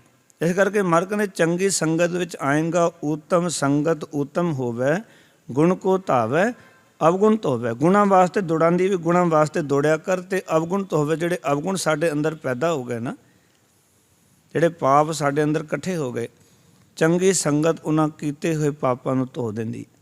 ਜਿਵੇਂ ਮਹਾਰਾਜ ਕਹਿੰਦੇ ਨੇ ਮਹਿਮਾ ਸਾਧੂ ਸੰਗ ਕੀ, ਸੁਣੋ ਮੇਰੇ ਮੀਤਾ, ਮੈਲ ਖੋਈ ਕੋਟ ਅਗ ਹਰੇ ਨਿਰਮਲ ਪਏ ਚੀਤਾ। ਮੈਲ ਖੋਈ, ਨਾਸ ਹੋ ਗਈ। ਕੋਟ ਅਗ ਹਰੇ, ਹਰੇ ਦਾ ਅਰਥ ਵੀ ਨਾਸ ਹੋਣਾ ਹੈ। ਕੋਟ ਦਾ ਅਰਥ ਹੈ ਕਰੋੜ, ਅਗ ਦਾ ਅਰਥ ਹੁੰਦਾ ਪਾਪ, ਹਰੇ ਦਾ ਅਰਥ ਨਾਸ ਹੋ ਗਏ। ਇਹਦਾ ਅਰਥ ਹੈ ਕਿ ਜਿਤਨੇ ਮਰਜ਼ੀ ਅਸੀਂ ਪਾਪ ਕੀਤੇ ਹੁਣ, ਜੇ ਗੁਰੂ ਸਾਹਿਬ ਜੀ ਦੀ ਹਜ਼ੂਰੀ 'ਚ ਆ ਜਾਂਦੇ ਹਾਂ, ਮਾਲਕ ਦੇ ਚਰਨਾਂ ਨਾਲ ਜੁੜ ਜਾਂਦੇ ਹਾਂ, ਗੁਰੂ ਦੇ ਸਨਮੁਖ ਹੋ ਜਾਂਦੇ ਹਾਂ, ਅਤੇ ਗੁਰੂ ਸਾਡੇ ਪਾਪ ਵੀ ਧੋ ਦਿੰਦਾ। ਇੱਥੇ ਪਾਪ ਨਹੀਂ ਰਹਿਣ ਦਿੰਦਾ ਗੁਰੂ। ਇਸ ਕਰਕੇ ਸਿੱਖ ਨੇ ਜੀਵਨ 'ਚ ਖਿਆਲ ਕਰਨਾ ਹੈ ਕਿ ਸੰਗਤ ਜਿਹੜੀ ਹੈ ਉਹ ਗੁਰਮੁਖ ਦੀ ਕਰਨੀ ਹੈ। ਅਤੇ ਹੁਣ ਗੁਰਮੁਖ ਕਿੱਥੋਂ ਲੱਭੀਏ? ਬੜੀ ਪ੍ਰੋਬਲਮ ਹੈ। ਵੀ ਗੁਰਮੁਖ ਲੱਭਣਾ ਹੋਵੇ ਤਾਂ ਲੱਭਦਾ ਕੋਈ ਨਹੀਂ ਛੇਤੀ ਕਰਕੇ। ਮਨਮੁਖਾਂ ਦੀਆਂ ਕਤਾਰਾਂ ਨੇ। ਤੁਸੀਂ ਜਾਓ ਗੁਰਦੁਆਰੇ ਵਿੱਚ 10-20 ਬੰਦੇ ਮੁਸ਼ਕਿਲ ਨਾਲ ਲੱਭਦੇ ਨੇ। ਹੁਣ ਕਿਤੇ ਕਿਸੇ ਵੀ ਠੇਕੇ 'ਤੇ ਚਲੇ ਜਾਓ 100 ਬੰਦਾ ਖਲੋਤਾ ਹੋਣਾ, ਲਾਈਨਾਂ ਲੱਗੀਆਂ ਹੋਣੀਆਂ ਨੇ। ਮਨਮੁਖਤਾਈ ਦੀ ਕੋਈ ਕਮੀ ਨਹੀਂ। ਗੁਰਮੁਖ ਲੱਭਣੇ ਬੜੇ ਔਖੇ ਨੇ, ਟਾਵੇਂ ਨੇ। ਇਸ ਕਰਕੇ ਪਰ ਸਤਿਗੁਰ ਅੱਜ ਦੇ ਪਾਵਨ ਸਬਕ ਵਿੱਚ ਜੋ ਸਿੱਖਿਆ ਦੇ ਰਹੇ ਨੇ ਪੌੜੀ ਰਾਹੀਂ, ਮੈਂ ਕਹਿੰਦਾ ਸਨਮੁਖ ਉਹ ਹੈ ਜਿਸ ਦਾ ਮੂੰਹ ਆਪਣੇ ਸਤਿਗੁਰ ਵੱਲ ਹੋਵੇ। ਆਪਾਂ ਸਨਮੁਖ ਕਿਹਨੂੰ ਆਖਾਂਗੇ? ਜਿਸ ਦਾ ਮੁਖ ਆਪਣੇ ਗੁਰੂ ਵੱਲ ਹੋਵੇ। ਜਿਵੇਂ ਭਾਈ ਮਤੀ ਦਾਸ ਕਹਿੰਦਾ ਮੇਰਾ ਮੁਖ ਗੁਰੂ ਵੱਲ ਹੋਣਾ ਚਾਹੀਦਾ। ਆਰਾ ਚਲਾਓ ਬੇਸ਼ੱਕ ਚਲਾਓ, ਕੋਈ ਗੱਲ ਨਹੀਂ। ਦੇਗ 'ਚ ਉਬਾਲੋ, ਭਾਈ ਦਿਆਲਾ ਕਹਿੰਦਾ ਕੋਈ ਗੱਲ ਨਹੀਂ। ਸਤੀ ਦਾਸ ਕਹਿੰਦਾ ਰੂਹ 'ਚ ਲਵੇਟ ਕੇ ਭਾਵੇਂ ਸ਼ਹੀਦ ਕਰ ਦਿਓ, ਅੱਗ ਲਾ ਦਿਓ ਜਿਉਂਦੇ ਨੂੰ, ਕੋਈ ਗੱਲ ਨਹੀਂ, ਪਰ ਮੇਰਾ ਮੁਖ ਮੇਰੇ ਗੁਰੂ ਵੱਲ ਚਾਹੀਦਾ। ਇੱਕੋ ਇੱਕ ਮੰਗ ਹੈ ਮੇਰੀ। ਇਸ ਕਰਕੇ ਸਨਮੁਖ ਉਹ ਹੈ ਜਿਸ ਦਾ ਮੂੰਹ ਆਪਣੇ ਗੁਰੂ ਵੱਲ ਹੁੰਦਾ ਹੈ। ਇਸ ਦਾ ਭਾਵ ਹੈ ਕਿ ਉਹ ਸਿਦਕ ਦਿਲੀ ਸਿੱਖ ਦੇ ਅੰਦਰ ਹੋਣੀ ਚਾਹੀਦੀ ਹੈ, ਜੋ ਪੂਰਨ ਸ਼ਰਧਾ ਨਾਲ ਜੀਵਨ ਦੇ ਹਰ ਇੱਕ ਖੇਤਰ ਦੇ ਵਿੱਚ ਸਤਿਗੁਰ ਦੀ ਰਹਿਬਰੀ ਨੂੰ ਕਬੂਲੇ। ਹਰ ਖੇਤਰ ਵਿੱਚ, ਇਹ ਨਹੀਂ ਵੀ ਸਿਰਫ ਗੁਰਦੁਆਰੇ ਆ ਕੇ ਰਹਿਬਰੀ ਕਬੂਲੀ ਵੀ ਸਹੀ ਹੈ, ਨਹੀਂ। ਸਿੱਖ ਕਹਿੰਦਾ ਗ੍ਰਸਤੀ ਜੀਵਨ ਵਿੱਚ ਗੁਰੂ ਦੇ ਮੁਤਾਬਿਕ ਕਿਰਤ ਕਰਨੀ ਹੈ ਤਾਂ ਗੁਰੂ ਦੇ ਮੁਤਾਬਿਕ, ਸਮਾਜ ਦੇ ਵਿੱਚ ਵਿਚਰਨਾ ਤਾਂ ਗੁਰੂ ਦੇ ਮੁਤਾਬਿਕ, ਰਾਜਨੀਤੀ ਕਰਨੀ ਹੈ ਤਾਂ ਗੁਰੂ ਦੇ ਮੁਤਾਬਿਕ। ਹਰ ਇੱਕ ਖੇਤਰ ਵਿੱਚ ਸਿੱਖ ਗੁਰੂ ਦੀ ਰਹਿਬਰ ਵੀ ਕਬੂਲ ਕਰੇ ਵੀ ਮੇਰਾ ਰਹਿਬਰ ਗੁਰੂ ਗ੍ਰੰਥ ਸਾਹਿਬ ਹੈ, ਮੈਂ ਉਹਨਾਂ ਦੇ ਮੁਤਾਬਿਕ ਸਾਰੇ ਕੰਮ ਕਰਨੇ ਨੇ। ਪਰ ਆਪਾਂ ਕਰਦੇ ਨਹੀਂ। ਨਾ ਆਪਣੇ ਗ੍ਰਸਤ ਜੀਵਨ ਨੂੰ ਗੁਰੂ ਦੇ ਮੁਤਾਬਿਕ ਜਿਉਂਦੇ ਹਾਂ, ਨਾ ਸਮਾਜਿਕ ਜੀਵਨ ਨੂੰ, ਨਾ ਆਰਥਿਕ ਜੀਵਨ ਨੂੰ, ਨਾ ਰਾਜਨੀਤਿਕ ਨੂੰ, ਨਾ ਧਾਰਮਿਕ ਜੀਵਨ ਨੂੰ। ਇਸ ਕਰਕੇ ਗੁਰੂ ਵੱਲੋਂ ਦਰਸਾਏ ਸਿਧਾਂਤਾਂ ਨੂੰ ਹਰ ਤਰ੍ਹਾਂ ਨਾਲ ਯਥਾਰਥ ਕਰਕੇ ਜਾਣਨਾ। ਵੀ ਜੋ ਸਿਧਾਂਤ ਗੁਰੂ ਨੇ ਦਰਸਾਏ ਨੇ ਨਾ, ਉਹਨੂੰ ਬਿਲਕੁਲ ਯਥਾਰਥ ਕਰਕੇ ਸੱਤ ਕਰਕੇ ਮੰਨਣਾ। ਇਸ ਨੂੰ ਇਸ ਤਰ੍ਹਾਂ ਕਹਿ ਲਈਏ ਕਿ ਗੁਰਸਿੱਖ ਮੀਤ ਚਲੋ ਗੁਰ ਚਾਲੀ, ਜੋ ਗੁਰ ਕਹੈ ਸੋਈ ਭਲ ਮਾਨੋ ਹਰ ਹਰ ਕਥਾ ਨਿਰਾਲੀ। ਜੋ ਗੁਰੂ ਕਹਿੰਦਾ ਸਿੱਖ ਨੇ ਉਹਨੂੰ ਭਲਾ ਕਰਕੇ ਮੰਨਣਾ। ਜੋ ਗੁਰੂ ਕਹਿੰਦਾ ਨਾ ਸਾਨੂੰ, ਇਹ ਨਹੀਂ ਵੀ ਆਪਾਂ ਹਾਂ ਕੁਝ ਗੱਲਾਂ ਤਾਂ ਮੰਨ ਲਈਏ ਅਤੇ ਕੁਝ ਗੱਲਾਂ 'ਤੇ ਅਸੀਂ ਇਨਕਾਰੀ ਹੋ ਜਾਂਦੇ ਹਾਂ। ਕੁਝ ਗੱਲਾਂ ਅਸੀਂ ਕਹਿੰਦੇ ਠੀਕ ਨੇ ਮਹਾਰਾਜ, ਤੁਸੀਂ ਸਹੀ ਕਹਿ ਰਹੇ ਹੋ। ਦੂਜੇ ਪਾਸੇ ਕਈ ਵਾਰੀ ਅਸੀਂ ਫਿਰ ਜੋ ਉਹਨਾਂ ਤੋਂ ਮੁਨਕਰ ਵੀ ਹੋ ਜਾਂਦੇ। ਕੋਈ ਗੱਲ ਐਸੀ ਹੁੰਦੀ ਹੈ ਜਿਹੜੇ ਸਾਡੇ ਮਾਫਿਕ ਨਹੀਂ ਆਉਂਦੀ, ਅਸੀਂ ਕਹਿੰਦੇ ਇਹ ਗੱਲ ਠੀਕ ਨਹੀਂ, ਇਹ ਮੇਰੇ ਲਈ ਨਹੀਂ, ਇਹ ਮੇਰੇ ਨਾਲ ਜਿਹੜਾ ਬੈਠਾ ਇਸ ਦੇ ਵਾਸਤੇ ਹੈ। ਪਰ ਹਰ ਇੱਕ ਵਚਨ ਹਰ ਇੱਕ ਸਿੱਖ ਲਈ ਹੈ। ਇਹ ਸਾਨੂੰ ਯਾਦ ਰੱਖਣਾ ਚਾਹੀਦਾ। ਕੋਈ ਵਚਨ ਗੁਰੂ ਗ੍ਰੰਥ ਸਾਹਿਬ ਦਾ ਐਸਾ ਨਹੀਂ ਜੋ ਮੇਰੇ ਲਈ ਨਹੀਂ, ਜਾਂ ਮੇਰੇ ਜੀਵਨ ਨੂੰ ਸੁਧਾਰਨ ਵਾਸਤੇ ਨਹੀਂ, ਮੇਰੇ ਜੀਵਨ ਨੂੰ ਰੱਬ ਨਾਲ ਮਿਲਾਉਣ ਵਾਸਤੇ ਨਹੀਂ। ਹਰ ਇੱਕ ਗੁਰੂ ਕਾ ਵਚਨ ਮੈਨੂੰ ਰੱਬ ਨਾਲ ਮਿਲਾਉਣ ਵਾਸਤੇ ਹੈ, ਰੱਬ ਦਾ ਦੀਦਾਰ ਕਰਾਉਣ ਵਾਸਤੇ ਹੈ। ਇਸ ਕਰਕੇ ਗੁਰੂ ਸਾਹਿਬ ਸੱਚੇ ਪਾਤਸ਼ਾਹ ਆਖਣ ਲੱਗੇ, ਕਹਿੰਦੇ ਉਹਨਾਂ ਉੱਤੇ ਪੂਰਨ ਨਿਸ਼ਚਾ ਅਤੇ ਇਮਾਨਦਾਰੀ ਨਾਲ ਤੁਰਨ ਦਾ ਯਤਨ ਕਰੇ ਸਿੱਖ। ਇਮਾਨਦਾਰੀ ਨਾਲ ਤੁਰੇ। ਅਤੇ ਜਦੋਂ ਅਸੀਂ ਇਮਾਨਦਾਰੀ ਜੀਵਨ 'ਚ ਵਰਤਾਂਗੇ ਨਾ ਪਿਆਰੇ ਗੁਰਸਿੱਖੋ, ਫਿਰ 6 ਚੀਜ਼ਾਂ ਸਾਡੇ ਜੀਵਨ 'ਚ ਗੁਰੂ ਦੇ ਸਨਮੁਖ ਹੋਣ ਵਾਲੇ ਸਿੱਖ ਨੂੰ ਚਾਹੀਦੀਆਂ। ਕਿੰਨੀਆਂ ਚੀਜ਼ਾਂ? 6 ਗੱਲਾਂ। ਅੱਜ ਦੀ ਪੌੜੀ ਵਿੱਚ 6 ਗੱਲਾਂ ਆਈਆਂ ਹਨ। ਇਸ ਦਾ ਜ਼ਿਕਰ ਗੁਰੂ ਨਾਨਕ ਪਾਤਸ਼ਾਹ ਨੇ ਜਗਤ ਪਿਤਾ ਨੇ ਆਸਾ ਕੀ ਵਾਰ ਦੇ ਅੰਦਰ ਵੀ ਕੀਤਾ। ਜਦੋਂ ਆਸਾ ਕੀ ਵਾਰ ਦਾ ਆਪਾਂ ਕੀਰਤਨ ਸੁਣਦੇ ਹਾਂ ਨਾ, ਅਤੇ ਆਸਾ ਕੀ ਵਾਰ ਦੇ ਵਿੱਚ ਮਹਾਰਾਜ ਨੇ 6 ਗੱਲਾਂ ਆਖੀਆਂ। ਸੇਵ ਕੀਤੀ ਸੰਤੋਖਈ। ਪਹਿਲੀ ਗੱਲ, ਸੰਤੋਖੀ ਹੋ ਕੇ ਸੇਵਾ ਕਰਨੀ ਹੈ, ਸਬਰ ਦੇ ਵਿੱਚ ਟਿਕ ਕੇ। ਜੇ ਸੰਤੋਖ ਨਹੀਂ ਹੈ ਅਤੇ ਕਾਲੀ ਵਿੱਚ ਸੇਵਾ ਨਹੀਂ। ਤਾਂ ਹੀ ਤਾਂ ਸਿੱਖ ਕਹਿੰਦੇ ਨੇ ਮਹਾਰਾਜ ਸੇਵਾ ਕੀਤੀ ਹੈ, ਪੋਚੇ ਬੜੇ ਮਾਰੇ ਨੇ, ਕੰਮ ਬਣਿਆ ਨਹੀਂ। ਸੰਤੋਖ ਹੀ ਨਹੀਂ ਹੈ, ਭਰੋਸਾ ਨਹੀਂ ਬਣਿਆ ਗੁਰੂ ਦੇ ਉੱਤੇ। ਸੇਵਾ ਕਰਨੀ ਪਰ ਸੰਤੋਖ ਨਾਲ। ਜਿਹੜੇ ਵੀ ਕੰਮ ਵਾਸਤੇ ਕਰਨੀ ਸੇਵਾ ਕਰੋ। ਕੋਈ ਐਸਾ ਕੰਮ ਨਹੀਂ ਜਿਹੜਾ ਤੁਹਾਡਾ ਗੁਰੂ ਪੂਰਾ ਨਹੀਂ ਕਰੇਗਾ। ਇੱਕ ਵਾਰੀ ਉਚਾਰਨ ਕਰੋ ਸਤਿਨਾਮ। ਪਰ ਸੇਵਾ ਕਰਦੇ ਹੋਏ ਸੰਤੋਖ ਰੱਖੋ, ਸਬਰ ਰੱਖੋ, ਮੇਰੇ ਗੁਰੂ ਨੇ ਪੂਰਾ ਕਰਨਾ। ਸੇਵ ਕੀਤੀ ਸੰਤੋਖੀ ਜਿਨੀ ਸੱਚੋ ਸੱਚ ਧਿਆਏ। ਦੂਜੀ ਗੱਲ ਸੱਚ ਨੂੰ ਧਿਆਉਣਾ। ਤੀਜੀ ਗੱਲ ਓਨੀ ਮੰਦਾ ਪੈਰ ਨਾ ਰੱਖਿਓ ਕਰ ਸੁਕਰਿਤ ਧਰਮ ਕਮਾਇਆ। ਉਹ ਮਾੜੇ ਵਾਲੇ ਪਾਸੇ ਆਪਣਾ ਕਦਮ ਨਹੀਂ ਪੁੱਟਦਾ। ਸੁਕਰਿਤ 10 ਨੂੰਹਾਂ ਦੀ ਕਿਰਤ ਕਰਦਾ, ਸੱਚੀ ਸੁੱਚੀ ਕਿਰਤ ਕਰਦਾ। ਚੌਥਾ ਕੰਮ ਉਸਦਾ ਪਹਿਲਾਂ ਸੰਤੋਖੀ ਹੋ ਕੇ ਸੇਵਾ ਕਰਦਾ ਹੈ, ਸੱਚ ਨੂੰ ਧਿਆਉਂਦਾ ਹੈ। ਤੀਜੀ ਗੱਲ ਉਹ ਮੰਦੇ ਪਾਸੇ ਆਪਣਾ ਪੈਰ ਨਹੀਂ ਪੁੱਟਦਾ। ਓਨੀ ਮੰਦਾ ਪੈਰ ਨਾ ਰੱਖਿਓ। ਸਿੱਖ ਨੂੰ ਇਹ ਸੁਚੇਤ ਹੋ ਕੇ ਜੀਵਨ ਜੀਣਾ ਚਾਹੀਦਾ। ਜਦੋਂ ਮੰਦੇ ਵਾਲੇ ਪਾਸੇ ਪੈਰ ਜਾਵੇ ਨਾ, ਕਦਮ ਉਧਰ ਨੂੰ ਵਧਣ, ਅਤੇ ਪੈਰਾਂ ਨੂੰ ਕਹਿਣਾ ਚਾਹੀਦਾ ਚਰਨ ਚਲੋ ਮਾਰਗ ਗੋਬਿੰਦ ਮਿਟੈ ਪਾਪ ਜਪੀਐ ਹਰ ਬਿੰਦ। ਜੇ ਚਰਨਾਂ ਅਤੇ ਗੁਰੂ ਦੇ ਮਾਰਗ 'ਤੇ ਚਲੋ। ਇਹ ਮੈਨੂੰ ਲੈ ਕੇ ਕਿੱਥੇ ਮਾੜੇ ਪਾਸੇ ਚੱਲੇ ਹੋ। ਜੇ ਸਿੱਖ ਉਸ ਵੇਲੇ ਸਾਵਧਾਨ ਹੋ ਜਾਵੇ ਨਾ, ਜਦੋਂ ਸ਼ਰਾਬ ਦੇ ਠੇਕੇ ਵੱਲ ਜਾਵੇ, ਬੇਸਵਾ ਦੇ ਘਰ ਵੱਲ ਜਾਵੇ, ਤਾਂ ਯਾਦ ਰੱਖਣਾ ਸਿੱਖ ਜਾ ਨਹੀਂ ਸਕਦਾ ਉੱਧਰ। ਇਹਨੂੰ ਅਹਿਸਾਸ ਹੋਵੇ ਮੇਰੇ ਗੁਰੂ ਨੇ ਆਖਿਆ ਵੀ ਓਨੀ ਮੰਦਾ ਪੈਰ ਨਾ ਰੱਖਿਓ। ਮੰਦੇ ਵਾਲੇ ਪਾਸੇ ਪੈਰ ਨਹੀਂ ਰੱਖਣਾ ਸਿੱਖਾ। ਅਤੇ ਕਰ ਸੁਕਰਿਤ। ਸੁਕਰਿਤ ਦਾ ਅਰਥ 10 ਨੂੰਹਾਂ ਦੀ ਕਿਰਤ, ਮਿਹਨਤ ਦੀ ਕਿਰਤ, ਇਮਾਨਦਾਰੀ ਦੀ ਕਿਰਤ। ਫਿਰ ਗੱਲ ਸੁਣ ਲਓ। ਪਹਿਲਾ ਬਚਨ ਕੀਤਾ ਮਹਾਰਾਜ ਗੁਰੂ ਨਾਨਕ ਪਾਤਸ਼ਾਹ ਨੇ, ਸੇਵ ਕੀਤੀ ਸੰਤੋਖਈ ਜਿਨੀ ਸੱਚੋ ਸੱਚ ਧਿਆਇਆ। ਓਨੀ ਮੰਦਾ ਪੈਰ ਨਾ ਰੱਖਿਓ ਕਰ ਸੁਕਰਿਤ ਧਰਮ ਕਮਾਇਆ। ਪੰਜਵੀਂ ਗੱਲ, ਓਨੀ ਦੁਨੀਆ ਤੋੜੇ ਬੰਧਨਾ। ਉਹ ਦੁਨੀਆ ਨਾਲੋਂ ਆਪਣੇ ਬੰਧਨ ਤੋੜ ਲੈਂਦਾ ਹੈ। ਦੁਨੀਆ ਕੁਰਾਹੇ ਪੈ ਹੋਈ ਹੈ, ਉਹ ਕੁਰਾਹੇ ਨਹੀਂ ਪੈਂਦਾ। ਇਹ ਬੰਧਨ ਤੋੜ ਲੈਣਾ ਸਿੱਖ ਨੇ। ਵੀ ਦੁਨੀਆ ਮਾੜੇ ਕੰਮ ਕਰ ਰਹੀ ਹੈ, ਸਿੱਖ ਕਹਿੰਦਾ ਨਹੀਂ ਮੈਂ ਮਾੜੇ ਕੰਮ ਨਹੀਂ ਕਰਨਾ, ਮੇਰੇ ਗੁਰੂ ਕਾ ਵਚਨ ਨਹੀਂ ਹੈ। ਓਨੀ ਦੁਨੀਆ ਤੋੜੇ ਬੰਧਨਾ। ਅੰਨ ਪਾਣੀ ਥੋੜਾ ਖਾਇਆ। 6ਵੀਂ ਗੱਲ, ਮਰ ਕਹਿੰਦੇ ਅੰਨ ਅਤੇ ਪਾਣੀ ਥੋੜਾ ਵਰਤੇ, ਸੰਕੋਚ ਮੈਂ ਵਰਤੇ। ਅਰਥ ਕੀ ਹੈ? ਦੇਖੋ ਸਾਨੂੰ ਤਾਂ ਕੁਦਰਤ ਨਾਲ ਰਹਿਣਾ ਸਿਖਾਇਆ ਗੁਰੂ ਮਹਾਰਾਜ ਨੇ। ਸਿੱਖ ਨੇ ਹਰ ਇੱਕ ਚੀਜ਼ ਦੀ ਵਰਤੋਂ ਕਿਵੇਂ ਕਰਨੀ। ਜਦੋਂ ਜੇ ਆਪਣੇ ਸਮਾਜ ਨੂੰ ਅਸੀਂ ਦੇਖਦੇ ਹਾਂ ਨਾ, ਔਰ ਸਿੱਖ ਨੇ ਹਰ ਪੱਖ ਤੋਂ ਸੁਚੇਤ ਰਹਿਣਾ। ਇਹ ਨਹੀਂ ਕਿ ਜੋ ਇਹ ਸਿੱਖ ਕਵੇ ਵੀ ਮੇਰੀ ਜ਼ਿੰਮੇਵਾਰੀ ਨਹੀਂ।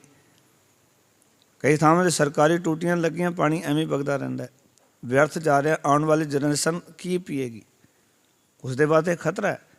ਅਤੇ ਸਿੱਖ ਨੇ ਤਾਂ ਆਪਣੇ ਮਾਲਕ ਦੀ ਕੁਦਰਤ ਤੋਂ ਕੁਰਬਾਨ ਜਾਣਾ। ਬਲਿਹਾਰੀ ਕੁਦਰਤ ਵਸਿਆ ਤੇਰਾ ਅੰਤ ਨਾ ਜਾਏ ਲਿਖਿਆ। ਸਿੱਖ ਬਲਿਹਾਰ ਹੁੰਦਾ ਮਾਲਕ ਦੀ ਕੁਦਰਤ ਤੋਂ। ਛੋਟੀ ਛੋਟੀ ਗੱਲਾਂ ਸਾਨੂੰ ਧਰਮ ਸਿਖਾਉਣੀਆਂ। ਹਾਂ ਬਸ ਉਹਦੇ ਧਰਮ ਕੇਵਲ ਗੁਰਦੁਆਰੇ ਬੈਠ ਕੇ ਪਾਠ ਕਰਨਾ, ਕਥਾ ਸੁਣਨੀ, ਇਹ ਧਰਮ ਨਹੀਂ। ਧਰਮ ਤਾਂ ਹੈ ਕਿ ਜਿਸ ਖੇਤਰ ਵਿੱਚ, ਜਿਸ ਸਮਾਜ, ਪਰਿਵਾਰ, ਘਰ 'ਚ ਵਿਚਰ ਰਹੇ ਹੋ, ਉਹਦੇ ਵਿੱਚ ਤੁਸੀਂ ਆਪਣੇ ਆਪ ਨੂੰ ਰੱਬ ਦੀ ਕੁਦਰਤ ਨਾਲ ਕਿਵੇਂ ਰੱਖਣਾ, ਇਹ ਧਰਮ ਹੈ। ਛੋਟੀ ਛੋਟੀ ਗੱਲਾਂ ਕੈਚ ਕਰਨੀਆਂ ਆਪਾਂ। ਕਿਉਂਕਿ ਜੇ ਅੰਨ ਪਾਣੀ ਥੋੜਾ ਖਾਇਆ ਦੀ ਗੱਲ ਗੁਰੂ ਸਾਹਿਬ ਕਰਦੇ ਨੇ, ਉਸ ਦਾ ਅਰਥ ਕੀ ਹੈ? ਜੇ ਅੰਨ ਥੋੜਾ ਤਾਂ ਥੋੜੇ ਦਾ ਅਰਥ ਹੈ ਜਿਤਨੀ ਲੋੜ ਹੈ। ਥੋੜੇ ਦਾ ਅਰਥ ਇਹ ਨਹੀਂ ਵੀ ਜੋ ਘੱਟ ਕਰ ਦੇਣਾ, ਖਾਣਾ ਹੀ ਨਹੀਂ, ਵੀ ਅਸੀਂ ਤਾਂ ਜੋ ਉਪਾਸ 'ਤੇ ਹਾਂ, ਕੋਈ ਕਹਿੰਦਾ ਵਰਤ ਰੱਖਿਆ ਹੋਇਆ।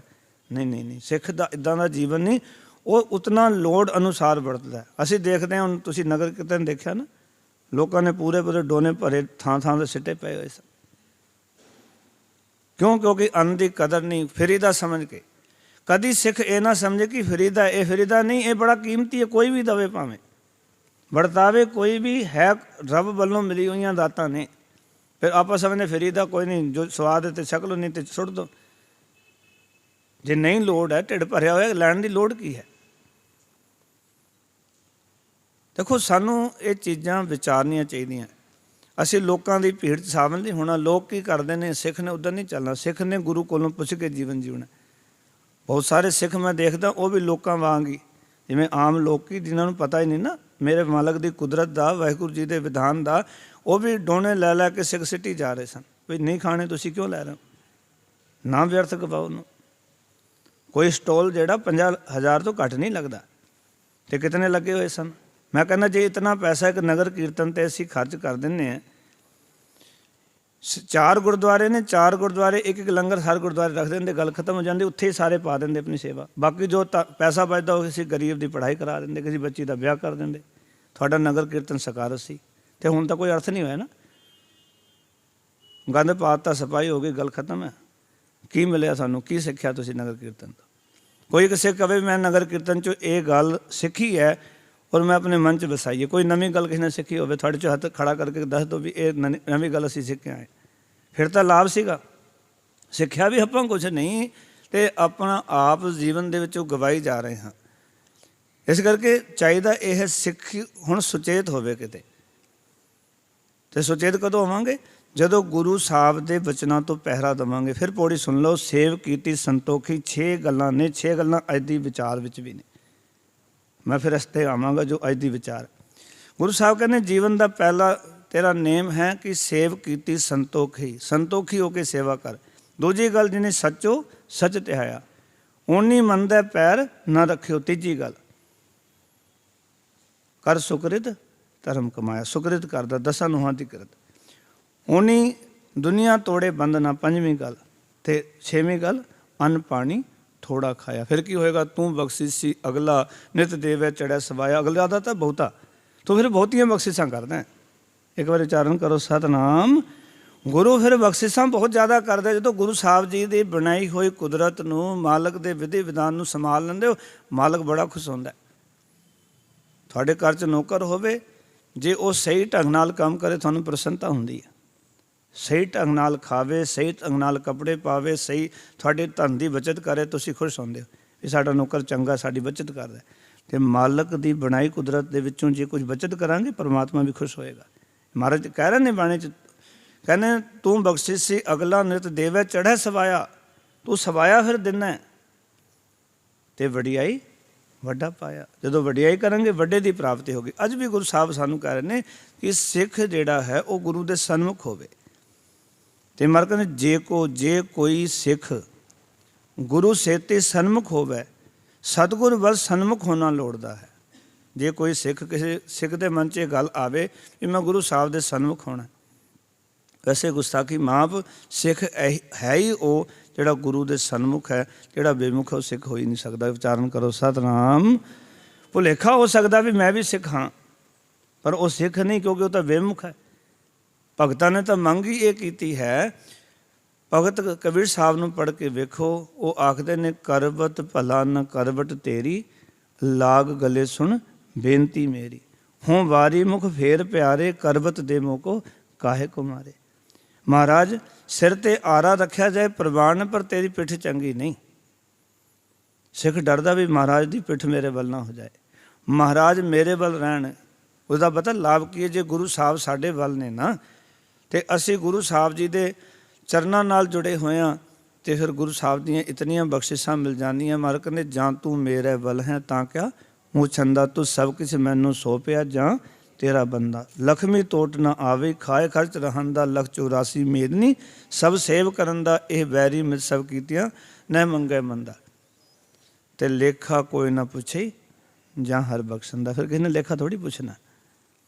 ਇਸ ਕਰਕੇ ਮਹਾਰਾਜ ਕਹਿੰਦੇ ਜੇ ਕੋਈ ਸਿੱਖ ਚਾਹੁੰਦਾ ਹੈ ਵੀ ਗੁਰੂ ਸਾਹਿਬ ਦੇ ਸਨਮੁਖ ਹੋਣਾ ਹੈ, ਜੇ ਕੋਈ ਸਿੱਖ, ਜੇ ਦਾ ਅਰਥ ਹੈ ਜੇ ਕੰਡੀਸ਼ਨ ਹੈ, ਕੋ ਦਾ ਅਰਥ ਹੈ ਕੋਈ, ਜਿਵੇਂ ਜੇ ਜੁਗ ਚਾਰੇ ਆਰਜਾ, ਲੱਖ ਖੁਸ਼ੀਆਂ ਪਾਤਸ਼ਾਹੀਆਂ, ਜੇ ਸਤਿਗੁਰ, ਜੇ ਸਾਰੀਆਂ ਥਾਵਾਂ 'ਤੇ ਕੰਡੀਸ਼ਨ ਹੈ, ਜੇ ਕਿਰਪਾ ਹੋ ਜਾਏ। ਇਸ ਤਰ੍ਹਾਂ ਹੀ ਜੇ ਕੋਈ ਸਿੱਖ ਗੁਰੂ ਦੇ ਸਨਮੁਖ ਹੋਣਾ ਲੋੜਦਾ ਹੈ ਕਿ ਮੈਂ ਗੁਰੂ ਸਾਹਿਬ ਦੇ ਵੱਲ ਹੋਣਾ, ਗੁਰੂ ਦੇ ਸਨਮੁਖ ਹੋਣਾ, ਤੇ ਕੀ ਕਰਨਾ ਹੋਏਗਾ?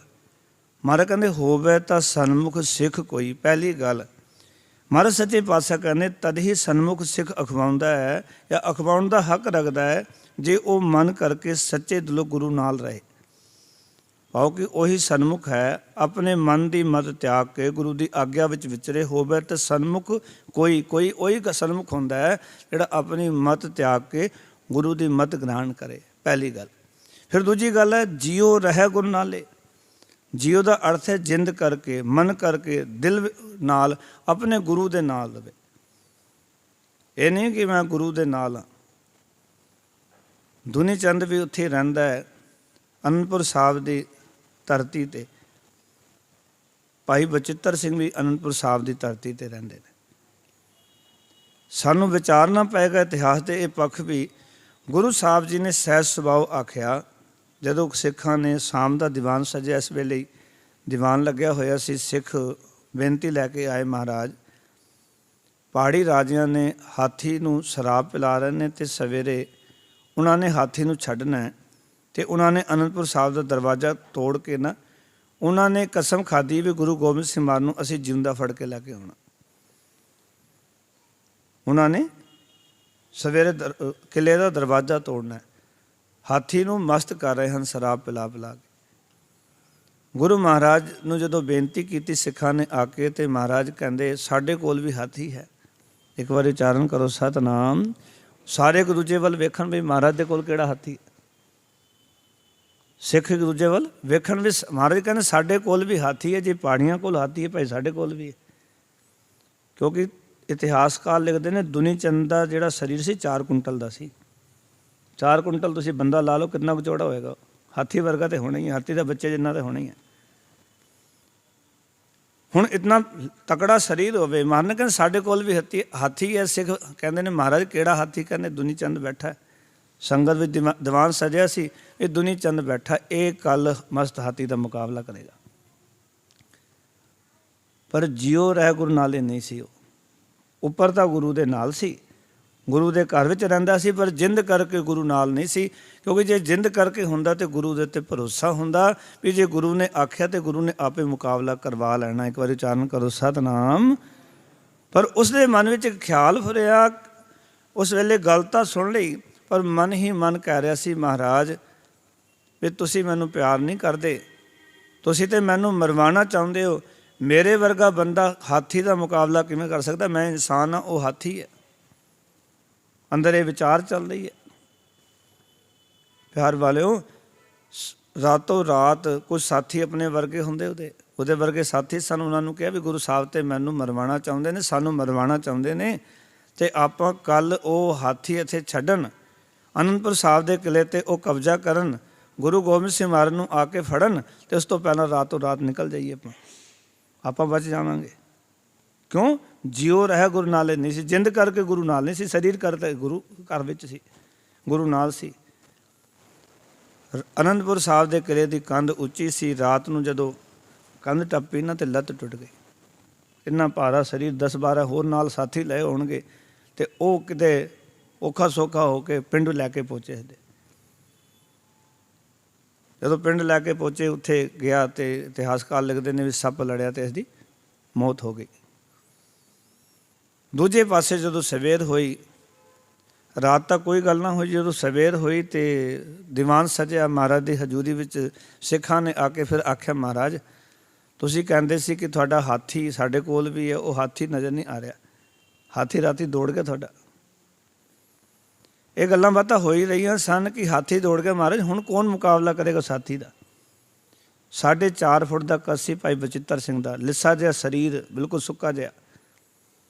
ਤੇ ਮਹਾਰਾਜ ਨੂੰ ਆ ਕੇ ਮੱਥਾ ਟੇਕਿਆ, ਸੱਚੇ ਪਾਤਸ਼ਾਹ ਮੈਨੂੰ ਥਾਪੜਾ ਦਿਓ, ਮੈਂ ਮੁਕਾਬਲਾ ਕਰਾਂਗਾ ਮਸਤ ਹਾਥੀ ਦਾ, ਕਿਉਂਕਿ ਜਿਉ ਰਹਿ ਗੁਰੂ ਨਾਲੇ। ਉਹ ਜਿੰਦ ਕਰਕੇ ਦਿਲੋਂ ਗੁਰੂ ਦੇ ਨਾਲ ਸੀਗਾ, ਉਹਨੂੰ ਭਰੋਸਾ ਸੀ ਗੁਰੂ ਨੇ ਮੇਰੇ ਕੋਲੋਂ ਮਸਤ ਹਾਥੀ ਦਾ ਮੁਕਾਬਲਾ ਕਰਾ ਲੈਣਾ। ਇਹ ਭਾਈ ਬਚਿੱਤਰ ਸਿੰਘ ਭਾਈ ਮਨੀ ਸਿੰਘ ਦਾ ਪੁੱਤਰ ਸੀ, ਪਰ ਅੰਦਰੋਂ ਜਿੰਦ ਕਰਕੇ ਗੁਰੂ ਤੇ ਪੂਰਾ ਭਰੋਸਾ ਸੀ। ਦੇਖੋ ਗੁਰਸਿੱਖੋ, ਭਰੋਸਾ ਜੇ ਨਹੀਂ ਹੈ ਸਿੱਖ ਦਾ ਤਾਂ ਸੱਚ ਜਾਣਨਾ ਜੀਵਨ ਸਫਲਾ ਨਹੀਂ ਹੋਣਾ। ਗੁਰੂ ਕੇ ਸਿੱਖ ਦੇ ਅੰਦਰ ਪੂਰਨ ਭਰੋਸਾ ਹੋਣਾ ਚਾਹੀਦਾ ਹੈ। ਸਿੱਖ ਨੂੰ ਇਹ ਰੋਜ਼ ਕਹਿਣਾ ਚਾਹੀਦਾ, ਮਹਾਰਾਜ ਤੇਰੇ ਭਰੋਸੇ ਪਿਆਰੇ ਮੈਂ ਲਾਡ ਲੜਾਇਆ, ਭੁੱਲੇ ਚੁੱਕੇ ਬਾਰਿਕ ਤੂੰ ਹਰ ਪਿਤਾ ਮਾਇਆ, ਸੁਹੇਲਾ ਕਹਿਨ ਕਹਾਵਨ ਤੇਰਾ ਵਿਖਮ। ਮਹਾਰਾਜ ਪੂਰਨ ਭਰੋਸਾ ਤੈਨੂੰ, ਤੇਰੇ ਭਰੋਸੇ ਮੈਂ ਲਾਡ ਕਰਦਾ ਸੱਚੇ ਪਾਤਸ਼ਾਹ। ਇਸ ਕਰਕੇ ਸਿੱਖ ਹਰ ਰੋਜ਼ ਜਦੋਂ ਵੀ ਆਵੇ ਨਾ, ਭਰੋਸਾ ਪੂਰਾ ਹੋਣਾ ਚਾਹੀਦਾ, ਯਕੀਨ ਹੋਣਾ ਚਾਹੀਦਾ, ਵਿਸ਼ਵਾਸ ਹੋਣਾ ਚਾਹੀਦਾ। ਕਿਉਂਕਿ ਜੇ ਭਰੋਸਾ ਹੈ ਕਿ ਜੋ ਤੇਰਾ ਰੰਗ ਦਾਤੇ ਸੁਆਮੀ, ਤਿਨ ਕਾ ਜਨਮ ਮਰਨ ਦੁਖ ਨਾਸਾ, ਤੇਰੀ ਬਖਸ਼ ਨਾ ਮਿਟੇ ਕੋਈ, ਸਤਿਗੁਰ ਕਾ ਦਿਲਾਸਾ। ਮੈਨੂੰ ਸਤਿਗੁਰ ਦਾ ਦਿਲਾਸਾ ਹੈ, ਪਰਵਾਸਾ ਸਤਿਗੁਰੂ ਜੀ ਦਾ।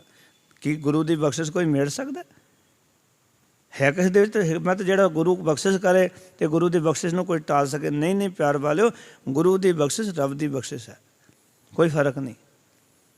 ਕਿਰਪਾ ਕਟਾਖ ਅਵਲੋਕਨ ਕੀਨੋ ਦਾਸ ਕਾ ਦੁੱਖ ਵਿਦਾ। ਜਦੋਂ ਗੁਰੂ ਸਾਹਿਬ ਕਿਰਪਾ ਦ੍ਰਿਸ਼ਟੀ ਕਰਦੇ ਨੇ ਨਾ, ਆਪਣੇ ਸੇਵਕਾਂ ਦੇ ਸਾਰੇ ਦੁੱਖ ਦੂਰ ਕਰ ਦਿੰਦੇ ਸੱਚੇ ਪਾਤਸ਼ਾਹ। ਹੁਣ ਤੁਸੀਂ ਵੇਖੋ ਕਿ ਭਾਈ ਬਚਿੱਤਰ ਸਿੰਘ ਨੇ ਨਾਗਨੀ ਬਰਛਾ ਮਹਾਰਾਜ ਜੀ ਨੇ ਦਿੱਤਾ, ਨਾਲ ਦਿੱਤਾ ਥਾਪੜਾ ਵੀ ਜਾ ਭਾਈ ਬਚਿੱਤਰ ਸਿੰਘਾ ਮੁਕਾਬਲਾ ਕਰ ਜਾ ਕੇ। 7 ਤਵੀਆਂ ਮੱਥੇ ਤੇ ਬੰਨੀਆਂ ਹੋਈਆਂ ਸਨ ਹਾਥੀ ਦੇ ਲੋਹੇ ਦੀਆਂ।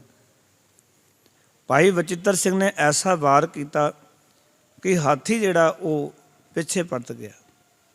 ਜਿਹੜੇ ਪਹਾੜੇ ਪਿੱਛੇ ਪਿੱਛੇ ਤੁਰੀ ਆ ਰਹੀ ਸੀ ਨਾ ਫੌਜ, ਤੇ ਉਹ ਸਾਰਿਆਂ ਨੂੰ ਕੁਚਲਦਾ ਹੋਇਆ ਪਿੱਛੇ ਚਲਾ ਗਿਆ। ਤੇ ਉਸ ਵੇਲੇ ਭਾਈ ਬਚਿੱਤਰ ਸਿੰਘ ਦੇ ਭਰਾ ਨੇ, ਉਦੈ ਸਿੰਘ ਨੇ, ਉਸ ਵੇਲੇ ਉੱਥੇ ਜਿਹੜਾ ਪਹਾੜੀ ਰਾਜਾ ਬੈਠ ਕੇ ਕੇਸਰੀ ਚੰਦ ਆ ਰਿਹਾ ਸੀ, ਉਸਦਾ ਸਿਰ ਵੱਢ ਕੇ ਮਹਾਰਾਜ ਜੀ ਦੇ ਅੱਗੇ ਰੱਖ ਦਿੱਤਾ ਸੀ। ਮਹਾਰਾਜ ਲੋ ਕਿਉਂ? ਜਿਉ ਰਹਿ ਗੁਰੂ ਨਾਲੇ। ਸਿੱਖ ਜਿੰਦ ਨਾਲ ਗੁਰੂ ਨਾਲ, ਗੁਰੂ ਦਾ ਪੂਰਾ ਭਰੋਸਾ। ਮਹਾਰਾਜ ਕਹਿੰਦੇ ਤੇਰੇ ਸਿੱਖਾ, ਤੇਰੇ ਜੀਵਨ 'ਚ ਪਹਿਲਾ ਗੁਣ ਇਹ ਹੋਣਾ ਚਾਹੀਦਾ, ਹੋਵੇ ਤਾਂ ਸਨਮੁਖ ਸਿੱਖ ਕੋਈ। ਗੁਰੂ ਆਪਣੀ ਮਤ ਤਿਆਗ ਕੇ ਗੁਰੂ ਦੀ ਆਗਿਆ ਵਿੱਚ ਵਿਚਰੇ, ਇਹ ਹੈ ਗੁਰੂ ਦੇ ਸਨਮੁਖ ਹੋਣਾ। ਇਸ ਨੂੰ ਮਹਾਰਾਜ ਕਹਿੰਦੇ ਨੇ ਮਨ ਕੀ ਮਤ ਤਿਆਗੋ ਹਰਜਨ, ਪਰ ਨਾਲ ਕਹਿ ਦਿੱਤਾ ਇਹ ਬਾਤ ਕਠੈ ਨਹੀਂ ਹੈ, ਕੰਮ ਔਖਾ ਇਤਨਾ ਸੌਖਾ ਨਹੀਂ। ਸਾਧੋ ਮਨ ਕਾ ਮਾਨ ਤਿਆਗੋ, ਕਾਮ ਕ੍ਰੋਧ ਸੰਗਤ ਦੁਰਜਨ ਕੀ ਤਾਤੇ ਐਨਸ ਭਾਗੋ। ਗੁਰੂ ਤੇਗ ਬਹਾਦਰ ਮਹਾਰਾਜ ਕਹਿੰਦੇ ਇਹ ਸੰਗਤ ਤਿਆਗ ਦੇ, ਮਨ ਦਾ ਮਾਨ ਤਿਆਗ ਦੇ, ਗੁਮਾਨ ਨਾ ਕਰਿਆ ਕਰ। ਜੇ ਕਿਤੇ ਭਰੋਸਾ ਹੋਵੇ ਨਾ ਗੁਰੂ ਉੱਤੇ ਹੋਣਾ ਚਾਹੀਦਾ ਸਿੱਖ ਦਾ, ਆਪਣੇ ਆਪ ਦੇ ਉੱਤੇ ਨਹੀਂ, ਆਪਣੇ ਗੁਰੂ ਦੇ ਉੱਤੇ ਭਰੋਸਾ। ਮੈਨੂੰ ਗੁਰੂ ਦੇ ਉੱਤੇ ਯਕੀਨ ਹੈ, ਗੁਰੂ ਮੇਰੇ ਕੋਲੋਂ ਇਹ ਕੰਮ ਕਰਾ ਦੇਗਾ, ਇਹ ਸੇਵਾ ਮੇਰਾ ਸਤਿਗੁਰ ਲੈ ਲਏਗਾ ਆਪੇ। ਤੇ ਇਸ ਕਰਕੇ ਆਪਣੀ ਮਤ ਤਿਆਗ ਕੇ ਨਾ ਗੁਰੂ ਦੀ ਮਤ ਗ੍ਰਹਿਣ ਕਰੇ, ਪਹਿਲੀ ਗੱਲ। ਫਿਰ ਜੋ ਜਿਉ ਰਹਿ ਗੁਰੂ ਨਾਲੇ, ਉਹ ਮਨ ਕਰਕੇ ਸੱਚੇ ਦਿਲੋਂ ਗੁਰੂ ਦੇ ਨਾਲ ਰਹੇ, ਦੂਜੀ ਗੱਲ। ਤੀਜੀ ਗੱਲ ਮਹਾਰਾਜ ਕਹਿੰਦੇ ਗੁਰ ਕੇ ਚਰਨ ਹਿਰਦੈ ਤਿਹਾਏ। 6 ਗੱਲਾਂ ਨੇ ਸ਼ਬਦ ਵਿੱਚ ਵੀ, ਜੋ ਆਪਾਂ ਪਿੱਛੇ ਵਿਚਾਰੀਆਂ ਨਾ ਪੌੜੀ ਮਹਾਰਾਜ ਗੁਰੂ ਨਾਨਕ ਪਾਸੇ, 6 ਗੱਲਾਂ ਇੱਥੇ ਵੀ ਨੇ। ਤੇ ਅੱਗੇ ਸੈਸਕਰਤੀ ਪੜੋਗੇ ਤੇ ਖਟ ਲਖਣ ਪੂਰਨ ਪੁਰਖ ਹੈ। ਜਿਹੜਾ ਪੂਰਨ ਪੁਰਖ ਉਹਦੇ 6 ਲੱਖਣ ਹੁੰਦੇ ਨੇ, ਉਹ 6 ਲੱਖਣ ਇੱਥੇ ਦੱਸੇ ਜਾ ਰਹੇ। ਜਿਹੜਾ ਪੂਰਨ ਗੁਰਸਿੱਖ ਹੈ ਨਾ, ਉਹਦੇ 6 ਵਡਿਆਈਆਂ ਸਤਿਗੁਰ ਨੇ ਦਰਸਾਈਆਂ। ਆਖਣ ਲੱਗੇ ਗੁਰ ਕੇ ਚਰਨ ਹਿਰਦੈ ਧਿਆਏ। ਮਹਾਰਾਜ ਕਹਿੰਦੇ ਸਿੱਖ ਗੁਰੂ ਦੇ ਚਰਨ, ਚਰਨ ਪਾਓ ਉਪਦੇਸ਼, क्योंकि गुरु के चरण शब्द सतगुरु को नानक बांधे पाल। गुरु का दे चरण सतगुरु जी का शब्द है। सिख ने अपने पल्ले बंधना शब्द पाओ उपदेश सिखिया। तीजी गल सिख की करे, गुरु के चरण हिरदे तिहाए। सिख गुरु के चरण पाओ उपदेश नूं अपने हिरदे विच वसावे। उस उपदेश में रोज़ कहते हैं आप, दुख भंजन तेरा नाम जी, दुख भंजन तेरा नाम 8 पहर आराधिए। बोलोगे पूर्ण सतगुर ज्ञान, सतगुर का ज्ञान, सतगुर का उपदेश। जे कोई चीज़ आराधन वाली सिख नूं ते ज्ञान की आराधना करया करो गुरु दे। एवं नहीं कि मैं फलानी फोटो इत्थे लाई हुई है जी, कोई करना मैं इधर फोटो अगे बह के ये करना, कोई अर्थ नहीं होना जीवन च। जे सिक्ख्या जीवन च पले नहीं बसी, फोटोआं ने कुछ नहीं करना। गुरु साहब ने सिख नूं फोटो का पुजारी नहीं बनाया, ਸਿੱਖ ਨੂੰ ਸ਼ਬਦ ਦਾ ਪੁਜਾਰੀ ਬਣਾਇਆ। ਗੁਰਮੂਰਤ ਗੁਰ ਸ਼ਬਦ ਹੈ। ਸਿੱਖ ਲਈ ਗੁਰੂ ਸਾਹਿਬ ਦੀ ਜਿਹੜੀ ਤਸਵੀਰ ਹੈ, ਮੂਰਤੀ ਹੈ, ਉਹ ਗੁਰੂ ਸਾਹਿਬ ਦਾ ਸ਼ਬਦ ਤੇ ਉਪਦੇਸ਼ ਹੈ। ਤੇ ਅੱਜ ਕਿੰਨਾ ਸਿੱਖ ਭੁਲੇਖੇ ਵਿੱਚ ਜੀਵਨ ਜਿਉਂਦਾ ਹੈ। ਕੋਈ ਘਰ ਕੋਈ ਦੁਕਾਨ ਨਹੀਂ ਜਿੱਥੇ ਫੋਟੋਆਂ ਲਾਈ ਫਿਰਦਾ ਹੈ। ਚੰਗਾ ਹੋਵੇ ਗੁਰੂ ਦਾ ਸ਼ਬਦ ਘਰ ਵਿੱਚ ਲੱਗਿਆ ਹੋਵੇ, ਰੋਜ਼ ਉੱਠੇ ਤੇ ਸ਼ਬਦ ਨੂੰ ਨਕਮਸਤਕ ਹੋਵੇ, ਪੜ੍ਹੇ ਰੋਜ਼ ਉੱਠ ਕੇ ਵੀ ਸੱਚੇ ਪਾਤਸ਼ਾਹ ਤੇਰੀ ਕਿਰਪਾ ਹੋਈ ਹੈ। ਸ਼ਬਦ ਘਰ 'ਚ ਹੋਵੇ ਤਾਂ ਉੜਦੇ ਸਾਰ ਗੁਰੂ ਕੇ ਸ਼ਬਦ ਨੂੰ ਚੇਤੇ ਕਰੇ, ਸੌਣ ਲਗੇ ਗੁਰੂ ਦਾ ਸ਼ਬਦ ਚੇਤੇ ਹੋਵੇ। ਮੇਰੇ ਉਸਤਾਦ ਜੀ ਇੱਕ ਵਾਰੀ ਇੰਗਲੈਂਡ ਗਏ, ਉਹ ਆ ਕੇ ਦੱਸਦੇ ਸਨ ਕਿ ਇੱਕ ਸਿੱਖ ਦੇ ਘਰ ਗਿਆ, ਕਹਿੰਦੇ ਉਸਨੇ ਪੂਰੀ ਸੁਖਮਨੀ ਸਾਹਿਬ ਦੀ ਜਿਹੜੀ ਅਸ਼ਟਪਦੀ ਹੈ ਨਾ, ਜੇ ਪ੍ਰਸਾਦ ਛੱਤੀ ਅੰਮ੍ਰਿਤ ਖਾਏ, ਕਹਿੰਦੇ ਆਪਣੇ ਘਰ ਦੇ ਵਿੱਚ ਲਿਖੀ ਹੋਈ ਹੈ ਸਾਰੀਆਂ ਥਾਵਾਂ। ਰਸੋਈ ਤੋਂ ਬਾਹਰ ਵੀ ਲਿਖਿਆ ਹੋਇਆ, ਜਿੱਥੇ ਡਰਾਇੰਗ ਟੇਬਲ ਹੈ ਉੱਥੇ ਵੀ ਲਿਖਿਆ ਹੋਇਆ, ਬਾਥਰੂਮ ਦੇ ਉੱਤੇ ਵੀ ਲਿਖਿਆ ਹੋਇਆ, ਬੈਡਰੂਮ ਨੇ, ਸਾਰੇ ਘਰ ਵਿੱਚ ਜਿੱਥੇ ਸੋਨਾ ਲਿਖਿਆ ਉੱਥੇ ਲਿਖਿਆ ਹੋਈਆਂ, ਜਿੱਥੇ ਕਿ ਸੈਂਟ ਰੱਖਦਾ ਉੱਥੇ ਵੀ ਤੁਕਾਂ ਲਿਖੀਆਂ। ਸਾਰੇ ਸੁਖਮਨੀ ਸਾਹਿਬ ਇਤਨੇ ਤਰੀਕੇ ਨਾਲ ਲਿਖਿਆ ਹੋਇਆ ਕਿ ਦੇਖ ਕੇ ਰੂਹ ਖੁਸ਼ ਹੋ ਗਈ ਵੀ ਜੋ ਕੁਝ ਮੇਰੇ ਕੋਲ ਹੈ ਤੇਰੀ ਕਿਰਪਾ ਨਾਲ। ਇੱਕ ਵਾਰੀ ਉਚਾਰਨ ਕਰੋ ਸਤਨਾਮ। ਐਸੇ ਸਿੱਖ ਨੂੰ ਅਹਿਸਾਸ ਨਹੀਂ ਹੋਏਗਾ ਜਿੱਥੇ ਸੋਨਾ ਰੱਖਦਾ ਉੱਥੇ ਲਿਖਿਆ ਹੋਵੇ ਮਹਾਰਾਜ ਤੇਰਾ ਦਿੱਤਾ ਇਹ ਗਹਿਣੇ ਪਾਉਂਦੇ ਆ, ਕਿੰਨਾ ਆਨੰਦ ਆਏ ਜੀਵਨ ਦਾ।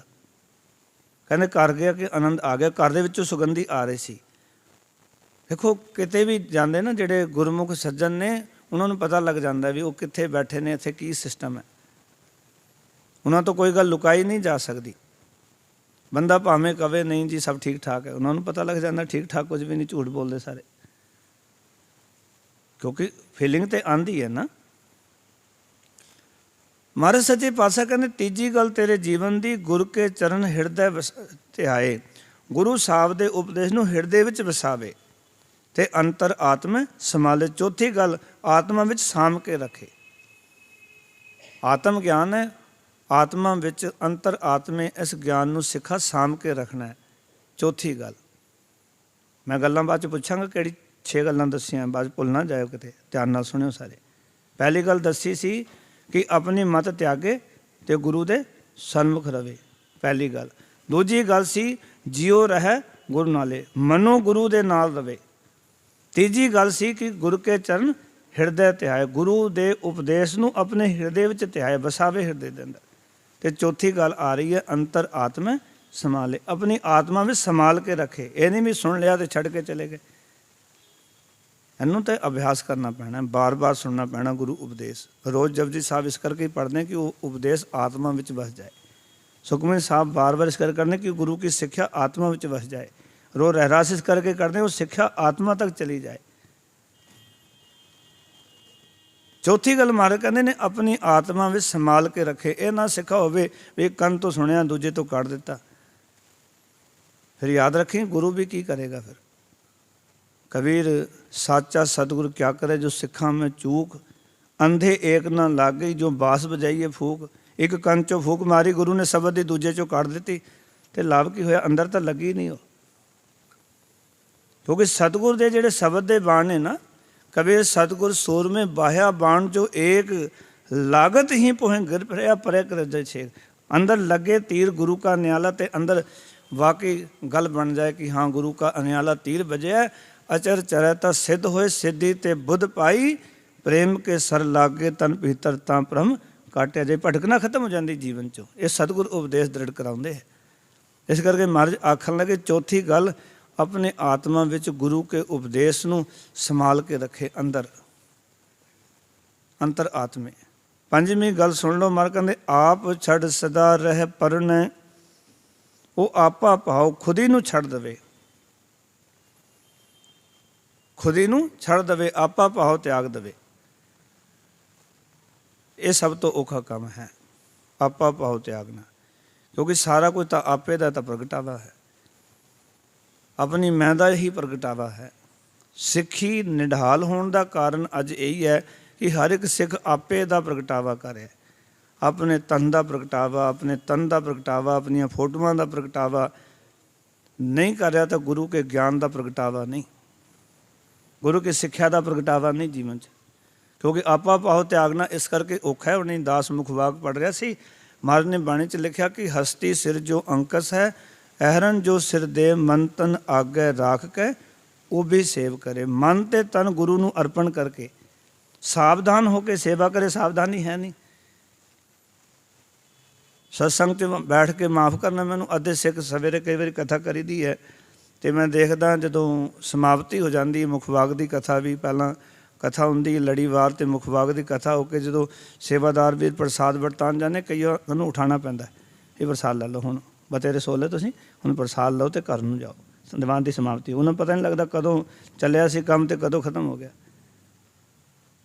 ਅਤੇ ਮੈਂ ਤਾਂ ਕਈ ਵਾਰੀ ਬੇਨਤੀ ਕਰਦਾ, ਭਾਈ ਗੁਰਦੁਆਰੇ ਸੌਣ ਵਾਸਤੇ ਆਉਂਦੇ ਤੁਸੀਂ, ਕੁਝ ਸਮਾਂ ਕਿ ਸਾਵਧਾਨ ਪ੍ਰਭੂ ਕੀ ਉਸਤਤ ਕਰੋ ਸੰਤ ਮੀਤ ਸਾਵਧਾਨ ਇਕਾਗਰ ਚ। ਸਾਵਧਾਨੀ ਇਕਾਗਰ ਚਿਤ, ਬਿਲਕੁਲ ਇੱਕਦਮ ਸਿੱਖ ਚੜ੍ਹਦੀ ਕਲਾ 'ਚ ਬੈਠਾ ਹੋਵੇ, ਇਹ ਨਹੀਂ ਨਿਡਾਲ ਬੈਠਾ ਇੱਦਾਂ ਕਰਕੇ, ਨਹੀਂ, ਸਿੱਖ ਇੱਕਦਮ ਚੜ੍ਹਦੀ ਕਲਾ 'ਚ ਹੋਵੇ, ਸਾਵਧਾਨ ਹੋ ਕੇ ਬੈਠੇ। ਕਿਉਂਕਿ ਅਸੀਂ ਮਨੋਂ ਸਾਵਧਾਨ ਹੋਵਾਂਗੇ, ਤਨ ਬਿਲਕੁਲ ਸਾਵਧਾਨ ਹੋਏਗਾ, ਇਕਾਗਰ ਚਿਤ ਹੋਏਗਾ, ਗੁਰੂ ਕੀ ਇੱਕ ਇੱਕ ਗੱਲ ਅੰਦਰ ਵਸੇਗੀ ਸਾਡੇ ਅੰਦਰ। ਅਤੇ ਗੁਰੂ ਸਾਹਿਬ ਕੀ ਕਹਿ ਰਹੇ ਨੇ, ਪੰਜਵੀਂ ਗੱਲ, ਆਪ ਛੱਡ ਸਦਾ ਰਹਿ ਪਰਨਾ, ਆਪਣਾ ਆਪ ਛੱਡਣਾ। ਪਰ ਤਰੀਕਾ ਇਹ ਹੈ, ਹਸਤੀ ਸਿਰ ਜੋ ਅੰਕਸ ਹੈ, ਅਹਰਨ ਜੋ ਸਿਰ ਦੇ, ਮਨ ਤਨ ਆਗੇ ਰੱਖ ਕੇ ਉਹ ਵੀ ਸੇਵ ਕਰੇ, ਇਉਂ ਗੁਰਮੁਖ ਆਪ ਨਿਵਾਰੀ ਹੈ, ਸਭ ਰਾਜ ਸ੍ਰਿਸ਼ਟ ਕਾ ਲੈ, ਨਾਨਕ ਗੁਰਮੁਖ ਬੁਝੀਏ ਜਾਂ ਆਪੇ ਨਜ਼ਰ ਕਰੇ। ਇੱਥੇ ਆਪ ਗਵਾਉਣਾ, ਜੋ ਤੋ ਪ੍ਰੇਮ ਖਿਲਨ ਕਾ ਚਾਓ, ਸਿਰ ਦਰ ਤਲੀ ਗਲੀ ਮੇਰੀ ਆਓ, ਇਤ ਮਾਰਗ ਪੈਰ ਤਰੀਜੈ, ਸਿਰ ਦੀਜੈ ਕਾਨ ਨ ਕੀਜੈ। ਇੱਥੇ ਤਾਂ ਪਹਿਲਾ ਮਰਨ ਕਬੂਲ, ਜੀਵਨ ਕੀ ਛੜ ਆਸ, ਹੂੰ ਸਭਨਾ ਕੀ ਰੇਨਕਾ ਤੋਂ ਆਓ ਹਮਾਰੇ ਪਾਸ। ਇੱਥੇ ਤਾਂ ਇਹ ਗੱਲ ਪੱਕੀ ਕਰਨੀ ਪੈਣੀ, ਕਬੀਰ ਮੇਰਾ ਮੁਝ ਮੇਂ ਕਿਛ ਨਹੀਂ, ਜੋ ਕੁਛ ਹੈ ਸੋ ਤੇਰਾ, ਤੇਰਾ ਤੁਝ ਕੋ ਸੋਭਤੇ ਕਿਆ ਲਾਗੇ ਮੇਰਾ।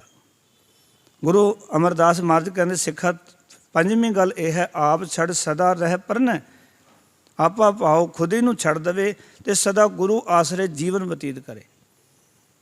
ਗੁਰੂ ਆਸਰੇ ਜੀਵਨ ਆਪਣਾ ਆਪ ਛੱਡ ਕੇ, ਅਤੇ ਜਦੋਂ ਗੁਰੂ ਆਸਰੇ ਜੀਵਨ ਜੀਵਾਂਗੇ ਨਾ, ਫਿਰ ਜਾਣ ਲੈਣਾ ਜੀਵਨ ਦੇ ਵਿੱਚ ਜਿਹੜਾ ਗੁਰੂ ਆਸਰੇ ਜੀਉਂਦਾ ਹੈ ਉਹ ਹਮੇਸ਼ਾ ਆਨੰਦ ਵਿੱਚ ਰਹਿੰਦਾ ਹੈ। ਉਹਦੇ ਕੋਲ ਵੱਧ ਵੀ ਆ ਜਾਏ ਤਾਂ ਵੀ ਆਨੰਦ ਵਿੱਚ ਹੈ, ਘਟ ਜਾਏ ਤਾਂ ਵੀ ਆਨੰਦ ਵਿੱਚ ਹੈ, ਕਿ ਉਹਨੂੰ ਭਰੋਸਾ ਹੈ ਗੁਰੂ ਸਾਹਿਬ ਦੇ ਉੱਤੇ। ਉਹਨੂੰ ਗੁਰੂ ਸਾਹਿਬ ਜੀ ਦੀ ਵਿਚਾਰਧਾਰਾ ਦੀ ਸਮਝ ਆ ਗਈ। ਸੁਖ ਦੁੱਖ ਦੋਏ ਦਰ ਕੱਪੜੇ ਪਹਿਰਾ ਜਾਏ ਮਨੁੱਖ, ਮਰ ਸੁਖ ਅਤੇ ਦੁੱਖ ਦੋ ਕੱਪੜੇ ਨੇ, ਸਹੂਲਤਾਂ ਘਟਣੀਆਂ ਵਧੀਆਂ ਇਹ ਵੀ ਜੀਵਨ ਦੀ ਤੇਰੀ ਜਾਂਚ ਹੈ, ਤੂੰ ਦੱਸੀ ਸਾਨੂੰ। ਅੱਜ ਜੇ ਘੱਟ ਪੈਸੇ ਬਣੇ ਨੇ ਕੋਈ ਗੱਲ ਨਹੀਂ, ਕੱਲ੍ਹ ਬਣ ਜਾਣਗੇ। ਇਹਨੇ ਵੀ ਅੱਜ ਘੱਟ ਬਣੇ ਰੋਣਾ ਸ਼ੁਰੂ ਕਰ ਦਿੱਤਾ, ਕੁਛ ਬਣਦਾ ਹੀ ਨਹੀਂ ਜੀ, ਕੁਛ ਹੁੰਦਾ ਹੀ ਨਹੀਂ, ਕੰਮ ਚੱਲਦਾ ਹੀ ਨਹੀਂ। ਜਦੋਂ ਆਪਾਂ ਗੁਰੂ ਸਾਹਿਬ ਦੇ ਆਸਰੇ ਹੋ ਜਾਂਦੇ ਹਾਂ, ਆਪਾਂ ਕਹਿੰਦੇ ਮਹਾਰਾਜ ਸਾਨੂੰ ਨਹੀਂ ਪਤਾ ਸਾਡਾ ਜੀਵਨ ਕਿਵੇਂ ਚੱਲਣਾ, ਇਹ ਤੂੰ ਜਾਣੇ, ਤੇਰਾ ਕੰਮ ਹੈ। ਫਿਰ ਆਪਣੇ ਆਪ ਹੀ ਵਾਹਿਗੁਰੂ ਕਿਰਪਾ ਕਰੀ ਜਾਂਦਾ, ਜੋ ਚਾਹੀਦਾ ਉਹ ਗੁਰੂ ਸਾਹਿਬ ਪਹੁੰਚਾ ਦਿੰਦਾ, ਯਕੀਨ ਜਾਣਨਾ। ਪਰ ਕਦੋਂ? ਜਦੋਂ ਆਪ ਛੱਡ ਸਦਾ ਰਹਿ ਪਰਨਾ। ਪਰਨਾ ਦਾ ਅਰਥ ਹੈ ਆਸਰੇ, ਗੁਰੂ ਦੇ ਆਸਰੇ ਰਹਿਣਾ। ਵੀ ਮਹਾਰਾਜ ਮੈਂ ਤੇਰੇ ਆਸਰੇ ਹਾਂ, ਮੈਨੂੰ ਕਿਸੇ ਦਾ ਹੋਰ ਆਸਰਾ ਨਹੀਂ ਹੈ, ਮੈਨੂੰ ਕੇਵਲ ਤੇਰਾ ਸਹਾਰਾ ਹੈ। ਭਾਈ ਲਹਿਣਾ ਜੀ ਵਾਂਗ ਕਿਸੇ ਹੀ ਕੋਈ ਕੋਏ, ਮਨ 'ਚ ਨਿਮਾਣੀ ਇੱਕ ਤੂੰ। ਮੈਨੂੰ ਨਿਮਾਣੀ ਨੂੰ ਮਹਾਰਾਜ ਤੇਰਾ ਆਸਰਾ, ਹੋਰ ਕਿਸੇ ਦਾ ਆਸਰਾ ਹੈ ਨਹੀਂ। ਛੇਵੀਂ ਗੱਲ ਮਹਾਰਾਜ ਕਹਿੰਦੇ ਨੇ, ਗੁਰ ਬਿਨ ਅਵਰ ਨਾ ਜਾਣੈ ਕੋਈ। ਇਹ 6 ਗੱਲਾਂ ਨੇ, ਕਿਹੜੀ ਕਿਹੜੀਆਂ ਜੀ? ਯਾਦ ਰਹੀਆਂ ਕਿਸੇ ਨੂੰ? ਸਭ ਤੋਂ ਪਹਿਲੀ ਗੱਲ ਕਿਹੜੀ ਆਖੀ? ਸਭ ਤੋਂ ਪਹਿਲੀ ਗੱਲ ਸੀ ਕਿ ਆਪਣੀ ਮਤ ਦਾ ਤਿਆਗ ਕਰੇ ਅਤੇ ਗੁਰੂ ਦੀ ਆਗਿਆ ਵਿੱਚ ਰਹੇ।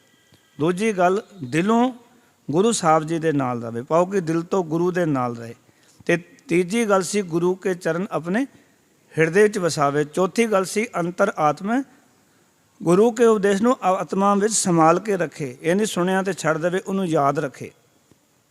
ਪੰਜਵੀਂ ਗੱਲ ਸੀ ਆਪ ਛੱਡ ਸਦਾ ਰਹਿ ਪਰਨਾ। ਅਤੇ ਛੇਵੀਂ ਗੱਲ ਹੈ ਗੁਰ ਬਿਨ ਅਵਰ ਨਾ ਜਾਣੈ ਕੋਈ। ਆਪਣੇ ਗੁਰੂ ਤੋਂ ਬਿਨਾਂ ਕਿਸੇ ਹੋਰ ਨੂੰ ਨਾ ਜਾਣੇ ਪਾਓ। ਆਤਮਿਕ ਆਨੰਦ ਦੀ ਪ੍ਰਾਪਤੀ ਲਈ ਕੇਵਲ ਆਪਣੇ ਗੁਰੂ ਦੇ ਉਪਦੇਸ਼ ਨੂੰ ਮੰਨੇ। ਸਿੱਖ ਉਹੀ ਹੈ, ਸਿੱਖ ਰਹਿਤ ਮਰਿਆਦਾ ਵਿੱਚ ਕਿਤੇ ਸਿੱਖ ਦੀ ਡੈਫੀਨੇਸ਼ਨ ਪੜ੍ਹ ਕੇ ਵੇਖਣਾ, ਉਹ ਇਸਤਰੀ ਜਾਂ ਪੁਰਸ਼ ਜਿਹੜੇ ਕਿ ਗੁਰੂ ਨਾਨਕ ਪਾਤਸ਼ਾਹ ਤੋਂ ਲੈ ਕੇ ਗੁਰੂ ਗੋਬਿੰਦ ਸਿੰਘ ਮਹਾਰਾਜ ਦੇ ਉਪਦੇਸ਼ ਅਤੇ ਸਿੱਖਿਆ 'ਤੇ ਚੱਲਦਾ ਹੈ, ਇੱਕ ਅਕਾਲ ਪੁਰਖ ਨੂੰ ਮੰਨਦਾ ਹੈ, ਖੰਡੇ ਬਾਟੇ ਦਾ ਅੰਮ੍ਰਿਤ ਛਕਦਾ ਹੈ ਅਤੇ ਗੁਰੂ ਕੀ ਰੋਹ ਰੀਤ ਵਿੱਚ ਰਹਿੰਦਾ, ਉਹ ਗੁਰੂ ਸਾਹਿਬ ਜੀ ਦਾ ਸਿੱਖ ਹੈ। ਅਤੇ ਉਹ ਸਿੱਖ ਗੁਰੂ ਸਾਹਿਬ ਜੀ ਦੇ ਵਿਧੀ ਵਿਧਾਨ ਵਿੱਚ ਰਹਿ ਕੇ ਆਪਣੇ ਜੀਵਨ ਨੂੰ ਗੁਜ਼ਾਰਦਾ ਹੈ। ਜਦੋਂ ਆਪਾਂ ਗੁਰੂ ਤੋਂ ਬਿਨਾਂ ਹੋਰ ਕਿਸੇ ਨੂੰ ਨਹੀਂ ਸਮਝਦੇ ਤਾਂ ਉਸ ਵੇਲੇ ਗੁਰੂ ਫਿਰ ਸਾਡੀ ਮਦਦ ਕਰਦਾ। ਗੁਰੂ ਕੇ ਸਿੱਖ ਨੇ ਇਹ ਵਚਨ ਰੋਜ਼ ਪੜ੍ਹਨੇ ਨੇ, ਆਪਾਂ ਪੜ੍ਹਦੇ ਵੀ ਹਾਂ। ਪਾਹੇ ਗਏ ਜਬ ਤੇ ਤੁਮਰੇ ਤਬ ਤੇ ਕੋ ਆਖ ਤੇਰੇ ਨਹੀਂ ਆਨਿਓ। ਰਾਮ ਰਹੀਮ ਪੁਰਾਨ ਕੁਰਾਨ ਅਨੇਕ ਕਹਿ ਮਤ, ਏਕ ਨ ਮਾਨਿਓ। ਸਿਮਰਤ ਸ਼ਾਸਤਰ ਵੇਦ ਸਭੈ ਵੋ ਭੇਦ ਕਹਿ ਹਮ, ਏਕ ਨ ਜਾਣਿਓ। ਸ੍ਰੀ ਅਸਪਾਨ ਕਿਰਪਾ ਤੁਮਰੀ ਕਰ ਮੈਂ ਨਾ ਕਹਿਓ, ਸਭ ਤੋਹਿ ਬਖਾਨਿਓ। ਸੱਚੇ ਪਾਤਸ਼ਾਹ ਮੈਂ ਹੋਰ ਕਿਸੇ ਨੂੰ ਮੰਨਦਾ ਹੀ ਨਹੀਂ, ਕੇਵਲ ਤੇਰੀ ਸਿੱਖਿਆ ਨੂੰ ਤੈਨੂੰ ਮੰਨਦਾ, ਮੈਂ ਹੋਰ ਕਿਸੇ ਨੂੰ ਜਾਣਦਾ ਹੀ ਨਹੀਂ। ਤੇ ਸਿੱਖ ਹੋਵੇ, ਮਾਫ ਕਰਨਾ, ਗੁਰੂ ਗ੍ਰੰਥ ਸਾਹਿਬ ਨੂੰ ਮੱਥਾ ਟੇਕਦਾ ਹੋਵੇ, ਫਿਰ ਕਦੀ ਇਹ ਪੀਰਾਂ ਕੋਲ, ਕਦੀ ਫਕੀਰਾਂ ਕੋਲ, ਕਦੀ ਕਿਤੇ ਜਾ ਕੇ ਮੱਥਾ ਟੇਕਦਾ, ਫਿਰ ਇਹ ਅਵਸਥਾ ਨਹੀਂ ਬਣਨੀ, ਆਤਮਿਕ ਆਨੰਦ ਪ੍ਰਾਪਤ ਨਹੀਂ ਹੋਣਾ। ਜੇ ਚਾਹੁੰਦੇ ਹਾਂ ਵੀ ਆਤਮਿਕ ਆਨੰਦ ਦੀ ਪ੍ਰਾਪਤੀ ਹੋਵੇ, ਗੁਰੂ ਬਾਬਾ ਜੀ ਕਹਿੰਦੇ ਗੁਰ ਬਿਨ ਅਵਰ ਨਾ ਜਾਣੇ ਕੋਈ। ਗੁਰੂ ਤੋਂ ਬਿਨਾਂ ਹੋਰ ਗੁਰੂ ਵਰਗਾ ਕਿਸੇ ਨੂੰ ਨਾ ਸਮਝੇ। ਇਹ ਗੁਰੂ ਕਿਤੇ ਇੱਕ ਸਿੱਖ ਦਾ ਨਹੀਂ ਹੈ, ਗੁਰੂ ਗ੍ਰੰਥ ਸਾਹਿਬ ਜੀ ਸਾਰੀ ਮਨੁੱਖਤਾ ਦੇ ਗੁਰੂ ਨੇ। ਇੱਕ ਵਾਰ ਉਚਾਰਨ ਕਰੋ ਸਤਨਾਮ। ਜਦੋਂ ਕਿਸੇ ਨੂੰ ਸਮਝ ਆਉਂਦੀ ਹੈ ਨਾ, ਉਹ ਕਹਿੰਦਾ ਮਹਾਰਾਜ ਤੇਰੇ ਵਰਗਾ ਗੁਰੂ ਸੰਸਾਰ 'ਚ ਕੋਈ ਨਹੀਂ। ਤੂੰ ਸਾਰਿਆਂ ਨੂੰ ਗਲਵੱਕੜੀ 'ਚ ਲੈਂਦਾ, ਤੂੰ ਸਾਰਿਆਂ ਨੂੰ ਪਿਆਰ ਕਰਦਾ, ਸਾਰੇ ਇੱਕ ਥਾਂ 'ਤੇ ਬੈਠਾਨਾ। ਜਦੋਂ ਗੁਰੂ ਗ੍ਰੰਥ ਸਾਹਿਬ ਜੀ ਦਾ 2004 ਦੇ ਵਿੱਚ ਮਹਾਰਾਜ ਜੀ ਦਾ 400 ਸਾਲਾ ਮਨਾ ਰਹੇ ਸਨ, ਤਾਂ ਬਹੁਤ ਵੱਡੇ ਵੱਡੇ ਸੈਮੀਨਾਰ ਉਸ ਦੌਰਾਨ ਹੋਏ, ਵੱਡੇ ਵੱਡੇ ਸਮਾਗਮ ਹੋਏ ਗੁਰੂ ਗ੍ਰੰਥ ਸਾਹਿਬ ਜੀ ਦੇ 400 ਸਾਲੇ 'ਤੇ। ਤੁਹਾਨੂੰ ਚੰਗੀ ਤਰ੍ਹਾਂ ਯਾਦ ਹੋਏਗਾ 2004 ਦੇ ਵਿੱਚ। ਉਸ ਵੇਲੇ ਇੱਕ ਬਹੁਤ ਵੱਡਾ ਮੁਸਲਮਾਨ ਸੀਗਾ, ਜਿਹੜਾ ਕਿ ਬਹੁਤ ਵੱਡਾ ਕਾਜੀ ਸੀ, ਬੜਾ ਪ੍ਰਸਿੱਧ। ਉਸਨੇ ਇੱਕ ਗੱਲ ਆਖੀ ਸੀ, ਦੁਨੀਆ ਦੇ ਲੋਕੋ, ਜਿਸ ਦਿਨ ਨਾਲ ਸਾਰੀ ਦੁਨੀਆ ਗਿਆਨ ਲੈਣਾ ਚਾਹੇਗੀ, ਸਾਰੀ ਦੁਨੀਆ ਰੂਹਾਨੀਅਤ ਨੂੰ ਸਮਝਣਾ ਚਾਹੇਗੀ, ਉਹਦੇ ਨਾਲ ਸਾਰੀ ਦੁਨੀਆ ਦੇ ਗੁਰੂ ਗੁਰੂ ਗ੍ਰੰਥ ਸਾਹਿਬ ਜੀ ਹੋਣਗੇ। ਇੱਕ ਵਾਰ ਉਚਾਰਨ ਕਰੋ ਸਤਨਾਮ। ਸਾਰੀ ਦੁਨੀਆ ਦੇ, ਕਿਉਂ ਗੁਰੂ ਗ੍ਰੰਥ ਸਾਹਿਬ ਕੇਵਲ ਸਿੱਖਾਂ ਦੇ ਗੁਰੂ ਨਹੀਂ ਹਨ।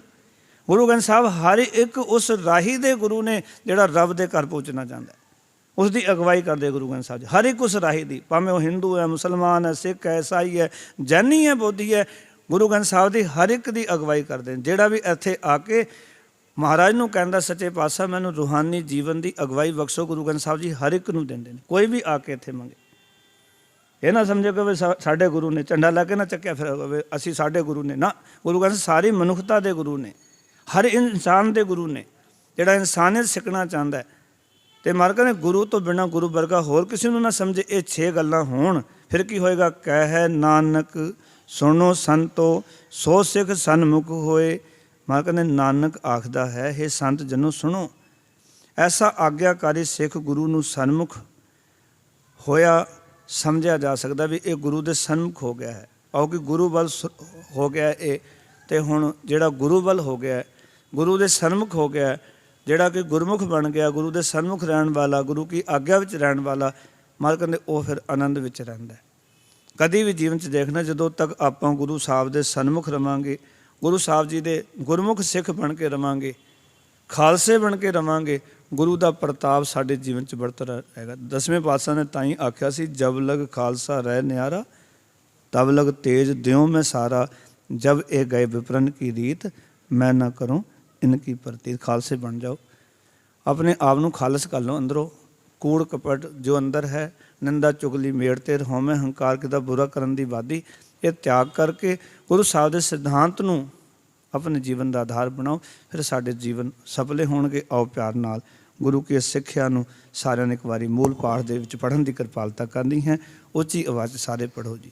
ਜੇ ਕੋ ਸਿੱਖ ਗੁਰੂ ਸੇਤੀ ਸਨਮੁਖ ਹੋਵੈ, ਜੇ ਕੋ ਸਿੱਖ ਗੁਰੂ ਸੇਤੀ ਸਨਮੁਖ ਹੋਵੈ, ਹੋਵੈ ਤਾ ਸਨਮੁਖ ਸਿੱਖ ਕੋਈ, ਹੋਵੈ ਤਾ ਸਨਮੁਖ ਸਿੱਖ ਕੋਈ। ਜਿਉ ਰਹਿ ਗੁਰ ਨਾਲੇ, ਜਿਉ ਰਹਿ ਗੁਰ ਨਾਲੇ, ਗੁਰ ਕੇ ਚਰਨ ਹਿਰਦੈ ਧਿਆਏ, ਗੁਰ ਕੇ ਚਰਨ ਹਿਰਦੈ ਧਿਆਏ। ਅੰਤਰ ਆਤਮੈ ਸਮਾਲੇ, ਅੰਤਰ ਆਤਮੈ ਸਮਾਲੇ। ਆਪ ਛੜ ਸਦਾ ਰਹਿ ਪਰਣੈ, ਆਪ ਛੱਡ ਸਦਾ ਰਹਿ ਪਰਣੈ। ਗੁਰ ਬਿਨ ਅਵਰ ਨ ਜਾਣੈ ਕੋਇ, ਗੁਰ ਬਿਨ ਅਵਰ ਨ ਜਾਣੈ ਕੋਇ। ਕਹਿ ਨਾਨਕ ਸੁਣੋ ਸੰਤੋ, ਕਹਿ ਨਾਨਕ ਸੁਣੋ ਸੰਤੋ, ਸੋ ਸਿੱਖ ਸਨਮੁਖ ਹੋਏ। ਸੋ ਸਿੱਖ ਸਨਮੁਖ ਹੋਏ। ਕਹਿ ਨਾਨਕ ਸੁਣੋ ਸੰਤੋ, ਕਹਿ ਨਾਨਕ ਸੁਣੋ ਸੰਤੋ, ਸੋ ਸਿੱਖ ਸਨਮੁਖ ਹੋਏ। ਸੋ ਸਿੱਖ ਸਨਮੁਖ ਹੋਏ। ਸੋ ਗੁਰੂ ਸਾਹਿਬ ਕਿਰਪਾ ਕਰਨ ਕਿ ਅਸੀਂ ਇੱਕ ਤਰੀਕਾ ਹੈ ਗੁਰੂ ਦੇ ਸਨਮੁਖ ਹੋਣ ਦਾ। ਜਿਹੜਾ ਸਨਮੁਖ ਹੋਏਗਾ